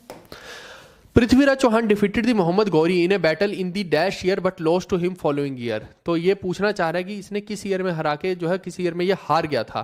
तो 1191 में भैया हराया है, ठीक है, 1191 में ऐसा किया है, 1191 में ही तो किया है, भूल गए क्या, फर्स्ट बैटल ऑफ तराइन। उसके बाद जो है फॉलोइंग ईयर यानी कि 1192 में हार गया है। फॉलोइंग का मतलब था इससे नेक्स्ट ईयर वाला।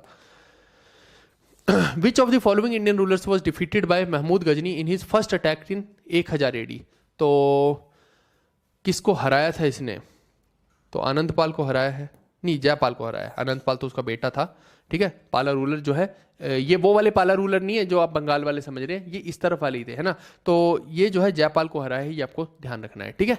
कब हराया है, 1000 एडी या 1001 एडी के आसपास, 1001 के आसपास की बात है। Who attacked the Somnath temple of Gujarat. तो किसने गुजरात के सोमनाथ टेम्पल पे अटैक किया। ये घूम घूम के ये वही क्वेश्चंस पूछने की कोशिश कर रहा है, ऐसे ही क्वेश्चन आ रखे हैं पेपर में, ठीक है। ये ऐसा नहीं कि मैं अपनी मर्जी से लिख रहा हूं। The first invasion of Mohammad Ghori was in dash when he attacked Multan. तो इसने मुल्तान पे कब अटैक किया, आज ही तो पढ़ाया आपको, 1175 एडी में जब मुल्तान पे अटैक किया, मुल्तान को फतेह कर लिया, काकी बहुत खुश हुए। उसके बाद उन्होंने बोला कि नहीं नहीं अब और जाओ, वापस से जाओ, है ना, कुछ और करके आओ। तो बाद में सोलंकीस के ऊपर अटैक किया, तो भीमदेव 2 ने इसकी टांगें तोड़ी थी, याद कीजिए, है ना। तो 1175 वाला जो है ये टाइम पीरियड हो जाएगा। Second battle of Tarain was fought in the dash year. Second battle जो है वो 1192 एडी में हुआ, जिसमें पृथ्वीराज चौहान हार गए हैं।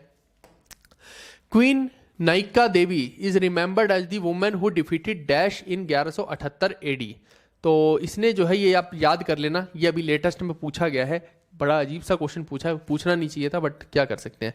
चलिए मोहम्मद गौरी आ जाएगा इसमें उत्तर इसका, लेकिन आप ये याद करके रख लो कि क्वीन नायिका देवी ने ऐसा किया है। ठीक है, लेटेस्ट के क्वेश्चन है सारे के सारे।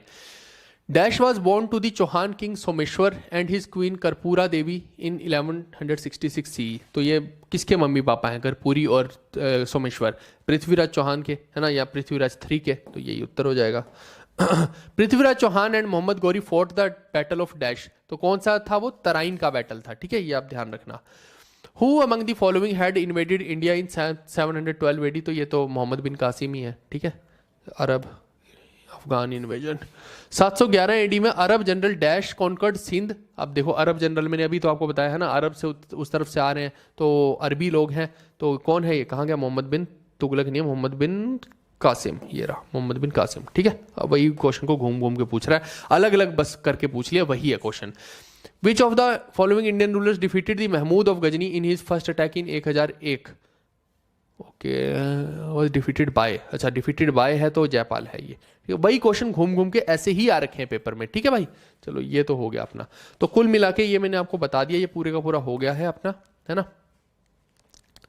हाँ, ये सारा ही हो गया है। और पीडीएफ का भी मैं बता चुका हूँ कि पीडीएफ आपको यहाँ से फ्री कोर्स के अंदर मैं डाल दूंगा। जितनी भी पीडीएफ्स हैं फ्री कोर्स के अंदर हनुमान सीरीज में आपको दिख जाएंगी। भगवान राम का नाम लेके आप इसको पढ़ लेना। और ये वाला सेशंस आप जरूर देखिएगा। एसएससी जीके 2025 की जितने भी हैं लेक्चर 1 से स्टार्ट कर लेना। ये एंशिएंट है, अभी मेडाइवल स्टार्ट की हमने, तो मेडाइवल से लेकर हम पूरा का पूरा आगे बढ़ते जाएंगे। तो कल भी क्लास होगी, कल की क्लास के लिए रेडी रहना, है ना। और कैसे कैसे क्लास रहेगी, क्या क्या रहेगा, उसके लिए आप हमारा टेलीग्राम चैनल है उसको ज्वाइन करके रखिएगा, क्योंकि वहाँ पर मैं रेगुलर में बताता रहता हूँ कि कौन सी चीज़ कैसे चलती है ना। जैसे कि आप ये देखिए, ये मेरा चैनल है जीवी विटमूवर के नाम से, है ना। लगभग 97-98,000 सब्सक्राइबर आपको दिख रहे होंगे यहाँ पे। तो इसको जो है आप फॉलो करके रखिएगा। ठीक है, चलो ये बहुत सारे बच्चों के भी अब मैं रिप्लाई दे लेता हूँ। कुछ लोग को किताब की समस्या है, किसी को कोई समस्या है, तो आप लोग का एक बारी मैं कर लेता हूँ। एक चीज़ और करना कि वीडियो को लाइक कर दो, जितने भी हो लोग देख रहे। ऐसे मत करना कि वीडियो को लाइक नहीं कर रहे हो, और शेयर करो और बाकी दोस्तों को बताओ। ये आपकी जिम्मेदारी है भाई। अगर मैं आपके लिए इतनी मेहनत करने को रेडी हूँ, तो क्या आप इतना नहीं कर सकते हैं कि वीडियो को लाइक किया करो और दूसरे लोगों को भी बताओ? क्योंकि हमें तो तभी अच्छा लगेगा ना कि जब मैक्सिमम लोग हमारे साथ जुड़ेंगे, हम एक फैमिली, बड़ी वाली फैमिली बनेंगे। तो वो आप ही तो कर सकते हैं। क्या मैं सारा दिन एडवर्टाइजमेंट या पब्लिसिटी पे ध्यान दूं? मैं नहीं कर सकता हूं ना इतना, है ना। तो आप ही वो कीजिए। और आज जो है इस बैच के ऊपर भी जो है बहुत बड़ा ऑफ लगा हुआ है, ये आप ले सकते हैं। ये 2 कूपन कोड में से जो काम कर जाए, यहां से आपको जो है इसको ले लेना है। ठीक है, तो इतना काम करो। अगर आपको जेन्युइनली लग रहा है कि कंटेंट में दम है और मैंने क्लास में चीजें याद करवाई हैं, तो आप कर सकते हो, है ना। शेयर कर सकते हो, दूसरों को बता सकते हो। कोई बड़ी चीज तो नहीं है ना, इतना तो कर सकते हो ना। तुम्हारा दिल तो नहीं मांग लिया? चलो हाँ ठीक है, ये वीडियो को नहीं करूंगा प्राइवेट, नहीं करूंगा भाई। मुझे पता है कि ये मेरे को पेड में डालनी थी, लेकिन ठीक है, फिर भी मैं सिर्फ और सिर्फ आप लोगों के लिए इस वीडियो को नहीं कर रहा हूं प्राइवेट, पढ़ लेना। और एक और वीडियो आएगी हमारी जिसके अंदर मैं पूरा का पूरा चोला एम्पायर का मैराथन डालूंगा, उस वीडियो को भी शेयर करना। मेरी जितनी भी पढ़ाई वाली वीडियोज है ना, उनको आप शेयर करेंगे और सपोर्ट करेंगे तो मैं डेफिनेटली कहीं बेहतर आपको दूंगा। अब ये तो आपके हाथ में कि आपको क्या करना है, क्योंकि सपोर्ट तो मुझे आपकी चाहिए ही चाहिए। अरे ये छावा मूवी का ट्रेलर देखा क्या? मैं भूल गया, मैं कल देख के फिर बताऊंगा। ये मेरे को कल भी बोला था, 3-4 बच्चों ने छावा मूवी का ट्रेलर देखा। कल बताऊंगा, कल हम छावा की बात करेंगे। ठीक है भाई, मैं समझ गया। स्टैटिक जीके की भी क्लास करेंगे, सब करवाऊंगा भाई। यहाँ पे क्यों परेशान हो रहे हो? मैंने बोल दिया ना, मैं सब करवाऊंगा। लगा तो हुआ हूं तुम्हारे साथ। इतना बढ़िया कंटेंट, इतना ज्यादा हाई अपडेशन के साथ कौन दे रहा है? कोई भी तो नहीं दे पा रहा। मैं मेहनत कर रहा हूं ना उस चीज के लिए। सारे बंदे इसी काम में लगा रखे हैं कि भैया बेहतरीन देना है इस बार। अब जिन लोगों की किताब की दिक्कत आ रही है भाई, मैक्सिमम लोगों की दिक्कत सॉल्व हो गई है, क्योंकि आप देखिए कि कुछ किताबें जो है वो वापस आई हैं, तो उनको वापस से भेजना पड़ा है। ठीक है, तो आप लोग परेशान मत होइए। कईयों की ट्रैकिंग आईडी में नोट फाउंड लिखा है या कुछ ना कुछ आया है, सबका करवा दिया है। कल रात तक हम लोग बैठे थे इस काम पे, तो मत परेशान हो। 1-2 दिन में आपको सारे बच्चों को ट्रैकिंग आईडी नई वाली भी शेयर कर दूंगा टेलीग्राम के ऊपर। जो हमारा टेलीग्राम जीवी विटमूवर है उसके ऊपर शेयर हो जाएगी नई वाली। उसको मैं कंप्लेंट आईडी के नाम से, है ना, याद रख लेना, कंप्लेंट ट्रैकिंग आईडी के नाम से एक फाइल डालूंगा, उसी में चेक करना। ठीक है, तो वो भी आपका हो जाएगा। प्लीज 1-2 दिन के लिए आप कोऑपरेट कीजिए। कर दिया है, आपको भेजना जरूरी था, ना कि उस चीज का ट्रैकिंग आईडी पहले लिखना जरूरी है। तो बहुत सारे लोग को दोबारा भेजी है। अगर किसी के पास 2 भी आ जाए तो ईमानदारी के साथ बता देना भाई, ऐसा नहीं किया कि किसी के साथ कोई फ्रॉड हो रहा है, स्कैम हो रहा है। कुछ एरियाज ऐसे होते हैं जहां पे कुछ ना कुछ इशू आ जाता है ट्रैकिंग का। अब 1-2% इशू तो आएंगे ही आएंगे, है ना। मैं हजारों बच्चों को सेटिस्फाई नहीं कर सकता ना उस चीज के लिए। मान लो कि 999 बच्चे सेटिस्फाई हो गए, एक बच्चे का फिर भी कोई ना कुछ तो दिक्कत रहेगी। तो आप सब्र किया करो, 8 से 9 दिन आपको बुक आने में लगते हैं। तो नए बच्चे भी आज ऑर्डर करेंगे, तुरंत फोन पे फोन करते रहेंगे। बताओ, ऐसा नहीं करना चाहिए भाई। पहले हम बाकियों की प्रॉब्लम सॉल्व कर रहे हैं। आपको वैसे भी कईयों को 5-5 दिन में मिल रही है, कईयों को 4-4 दिन में भी किताब मिल रही है। ऐसा नहीं कि लोगों को नहीं मिल रही है ना। लेकिन कुछ लोग ऐसे होते हैं, 1-2% तो हमेशा रहता ही है भाई, है ना। ये ऐसा तो है नहीं कि मैंने हवा में यूं जहाज उड़ाया और आपके पास पहुंच गया। थोड़ा सा कोऑपरेट करो ना भाई। मैं कहां चला जाऊंगा तुम्हारे पैसे लेके, है नीरव मोदी की तरह। कैसी अजीब सी बातें करते हैं लोग, ऐसा करते हैं कि जैसे पता नहीं क्या हो गया, फ्रॉड हो गया, स्कैम हो गया। भाई कर रहा हूं मैं, सबका करवा रहा हूं, जिम्मेदारी के साथ सबका सॉल्व हो रहा है। अभी ना तो फोन करो 1-2 दिन के लिए, ना मैसेज करो, समझ लो यार। इतना तो थोड़ा सा तो कोऑपरेट कीजिए आप। नहीं करते भाई आप, पर मेरे को आप लाइव चाहिए हो आप लोग, ठीक है, लाइव चाहिए हो। हाँ, बैच के अंदर जो है एक चीज और है कि इसमें डबल वैलिडिटी भी दे रहे हैं। अभी डबल वैलिडिटी भी दे रहे हैं। वो 2 ऑफर हैं, एक डबल वाला है, वो सब आप देख लेना उसके अंदर, ठीक है। हाँ, चोला वाली भी मैं करवा दूंगा। हाँ, मिल गई ना आपको, मैं वही कह रहा हूँ। कृष्णा 3, वाह क्या नाम रखा हो तुमने, राष्ट्रकूट। चलो, इसने अपना नाम इसीलिए रख लिया। Best teacher on YouTube, best किताब। बिल्कुल मैं वही कह रहा हूँ, एक बार आपको मिल जाएगी तो आपको बेस्ट ही सब कुछ देखने को मिलेगा। आपको वीडियोस भी बेस्ट मिल रही हैं, और ये जो किताबें मैं आपको बार बार बोलता हूँ, अगर मैं दावा कर रहा हूँ तो आज को मैं आपको बता रहा हूँ, मैक्सिमम जितने भी जीके के टीचर हैं इन्हीं 2 किताबों से पढ़ा रहे हैं। ये सच बात है, कोई आपको आगे आके बताए ना बताए, पर पीछे जितने भी उनके बंदे हैं ना, सबके पास ये किताबें हैं। तो हमें तो पता है ना कि किस किस के पास कहां कहां से जा रही है। मैं कितने ही आपको दिखा दूं, है ना। तो फिर छोड़ो, चलो क्या बताना। तो इसीलिए आप टेंशन मत लो, पानी मारने वालों से बचो। चंडीगढ़ पुलिस की तैयारी कैसे करें? आप ये पढ़ते रहिए, इसी से सब कुछ हो जाएगा। अलग से मत सोचो कि मैं इसका अलग से कर लूँ, उसका अलग से कर लूँ। यही कंटेंट होता है, इसी को आप पढ़िए। किताबें आपको मैंने बता दी है। कुछ लोग को लगता है नहीं, लाल पीली काली किताबें पढ़ के हमारा कुछ हो जाएगा। भाई उनसे क्वेश्चन कितने आ रहे हैं पेपर में, ये भी तो देखा जाता है। इस बार तो आए नहीं क्वेश्चन, किसी भी लाल पीली किताब से नहीं आए हैं, है ना। हमारी किताब से तो कितनी क्वेश्चन आ गए, हमने बता दिया। तो हर चीज का फर्क है। ऐसा नहीं है कि आप इस किताब को ले लिए, अगर पे कर रहे हो, कलरफुल किताब है ना, हैशटैग इंपॉर्टेंट लगा दिए, इतनी मेहनत की आप तक पहुंचाना है, भारी किताब है। ऐसा तो है नहीं कि 500 ग्राम की किताब है, 2 किलो की किताब है, 2-2.5 किलो की। तो भाई थोड़ा सा वो होता ही है। डिलीवरी के चार्जेस भी आपको लगता है कि हम 100 रुपए ले रहे हैं, 100 रुपए नहीं है उसके, 200-250 से ऊपर के डिलीवरी चार्जेस है। किसी भी उसमें जाके पता करो कि 2.5 किलो के जो है डिलीवरी चार्जेस कितने होते हैं। लोग को लगता है ऐसे ऐसे ताना कोई मार देता है कि नहीं फ्लिपकार्ट वाले तो 40 ही रुपए लेते हैं। अरे तो फ्लिपकार्ट वाले मास्टर से कमीशन ले लेते हैं, बात तो वही आ गई। और जिस किताब को वो भेज रहे हैं वो है कितने ग्राम की किताब, वो भी तो देखा जाएगा। हमारी किताब तो देखो 2.5 किलो की किताबें हैं, 2 किताब हैं, एक थोड़ी किताब। हाँ वो कर दूंगा मैं, चोला वाली बोल दिया है। बेस्ट टीचर है, धन्यवाद भाई, धन्यवाद। बोलने इग्नोर नेगेटिविटी नहीं, वो इसीलिए बताना जरूरी होता है कि बच्चे जो है परेशान ना हो। उनको लगता है कि शायद उनके साथ कुछ गलत हो गया, बट यहाँ जो है हाईली ऑथेंटिक चैनल है। यहाँ पे आप ट्रस्ट करके सारे के सारे कंटेंट को पढ़ सकते हैं, ले सकते हैं, और जो हम बोल रहे हैं वो हम कर भी रहे हैं। ऐसा नहीं है कि हमने क्लासेस 1 दिन स्टार्ट की, 2 दिन स्टार्ट की, कोर्स बेच लिए, उसके बाद फिर गायब हो गए। मैं रोज आपको दिखाई दे रहा हूँ यहाँ पे, है ना। पूरी मेहनत लग रहा हूँ, कंसिस्टेंसी के साथ कर रहा हूँ, ताकि इस बार जो है मैं आपकी हेल्प कर पाऊँ। टेंशन मत लो भाई लोग, शिवम भाई मत लो टेंशन, परीक्षित भाई मत लो, है ना, मत लो टेंशन, मैं करवा दूंगा। तो आप मेरे को व्हाट्सएप कर देना 7009754930 पे, मैं करवा दूंगा सब कुछ, ठीक है। चलो इंग्लिश की स्ट्रैटेजी अलग से बना देंगे, कहते हैं इंग्लिश कैसे इंप्रूव करें। हाँ, सारे सब्जेक्ट लाइव तब पढ़ाऊंगा जब तुम लाइव आओगे, ऐसा नहीं है। और सपोर्ट चाहिए मुझे, तुम्हारी सपोर्ट यही चाहिए कि आप जो है मैक्सिमम बच्चों को इस कंटेंट के बारे में बताएंगे, इन क्लासेस के बारे में बताएंगे, यही सपोर्ट आपसे चाहिए है, तभी तो आएंगे। स्टैटिक जीके पे काम चल रहा है धड़ल्ले से, बहुत जल्दी मैं अनाउंसमेंट करूंगा स्टैटिक जीके की बुक की भी, टेंशन मत लो, ठीक है भाई। नहीं करेंगे पर शेयर करना चाहिए, शेयर करोगे तो नहीं करेंगे, ठीक है। आज आएगी स्टैटिक जीके की बुक की डिमांड बहुत ज़्यादा चल रही है कि इस किताब के बाद स्टैटिक जीके की लाई जाए, मैं लाऊंगा, टेंशन मत लो, ठीक है भाई। चलो ठीक है, एंशिएंट की मैं क्या करूंगा, एक कंपाइलेशन बना के भी डाल दूंगा, ताकि आप लोग के पास वो कंपाइलेशन भी रहे। एक चोला एम्पायर की वीडियो की भी मैराथन आएगी। तो ये दोनों वीडियोस जो आएंगी ना भाई, इनको सपोर्ट करना है आपको, शेयर जरूर करना है। आज वाली वीडियो को भी शेयर करो। हम मिलेंगे कल, है ना। तो डेली शाम को 8 सवा 8 बजे आप रेडी रहा करो, बहुत बढ़िया बढ़िया कंटेंट पढ़ेंगे। चैलेंज ये है कि किसी भी किताब को जाके इस कंटेंट को पढ़ने के बाद इस टॉपिक को पढ़ करना, सारे क्वेश्चन कर डालोगे। किसी भी टीचर के कोई क्वेश्चन हो, किसी भी पीवाईक्यू के क्वेश्चन हो, कुछ भी हो, सब कर डालोगे, ठीक है। एकदम कंप्लीट हम करवाएंगे। बस आप लाइक शेयर सब्सक्राइब करते रहिए। हम मिलते हैं कल। Okay guys, bye bye, take care, see you, love you all.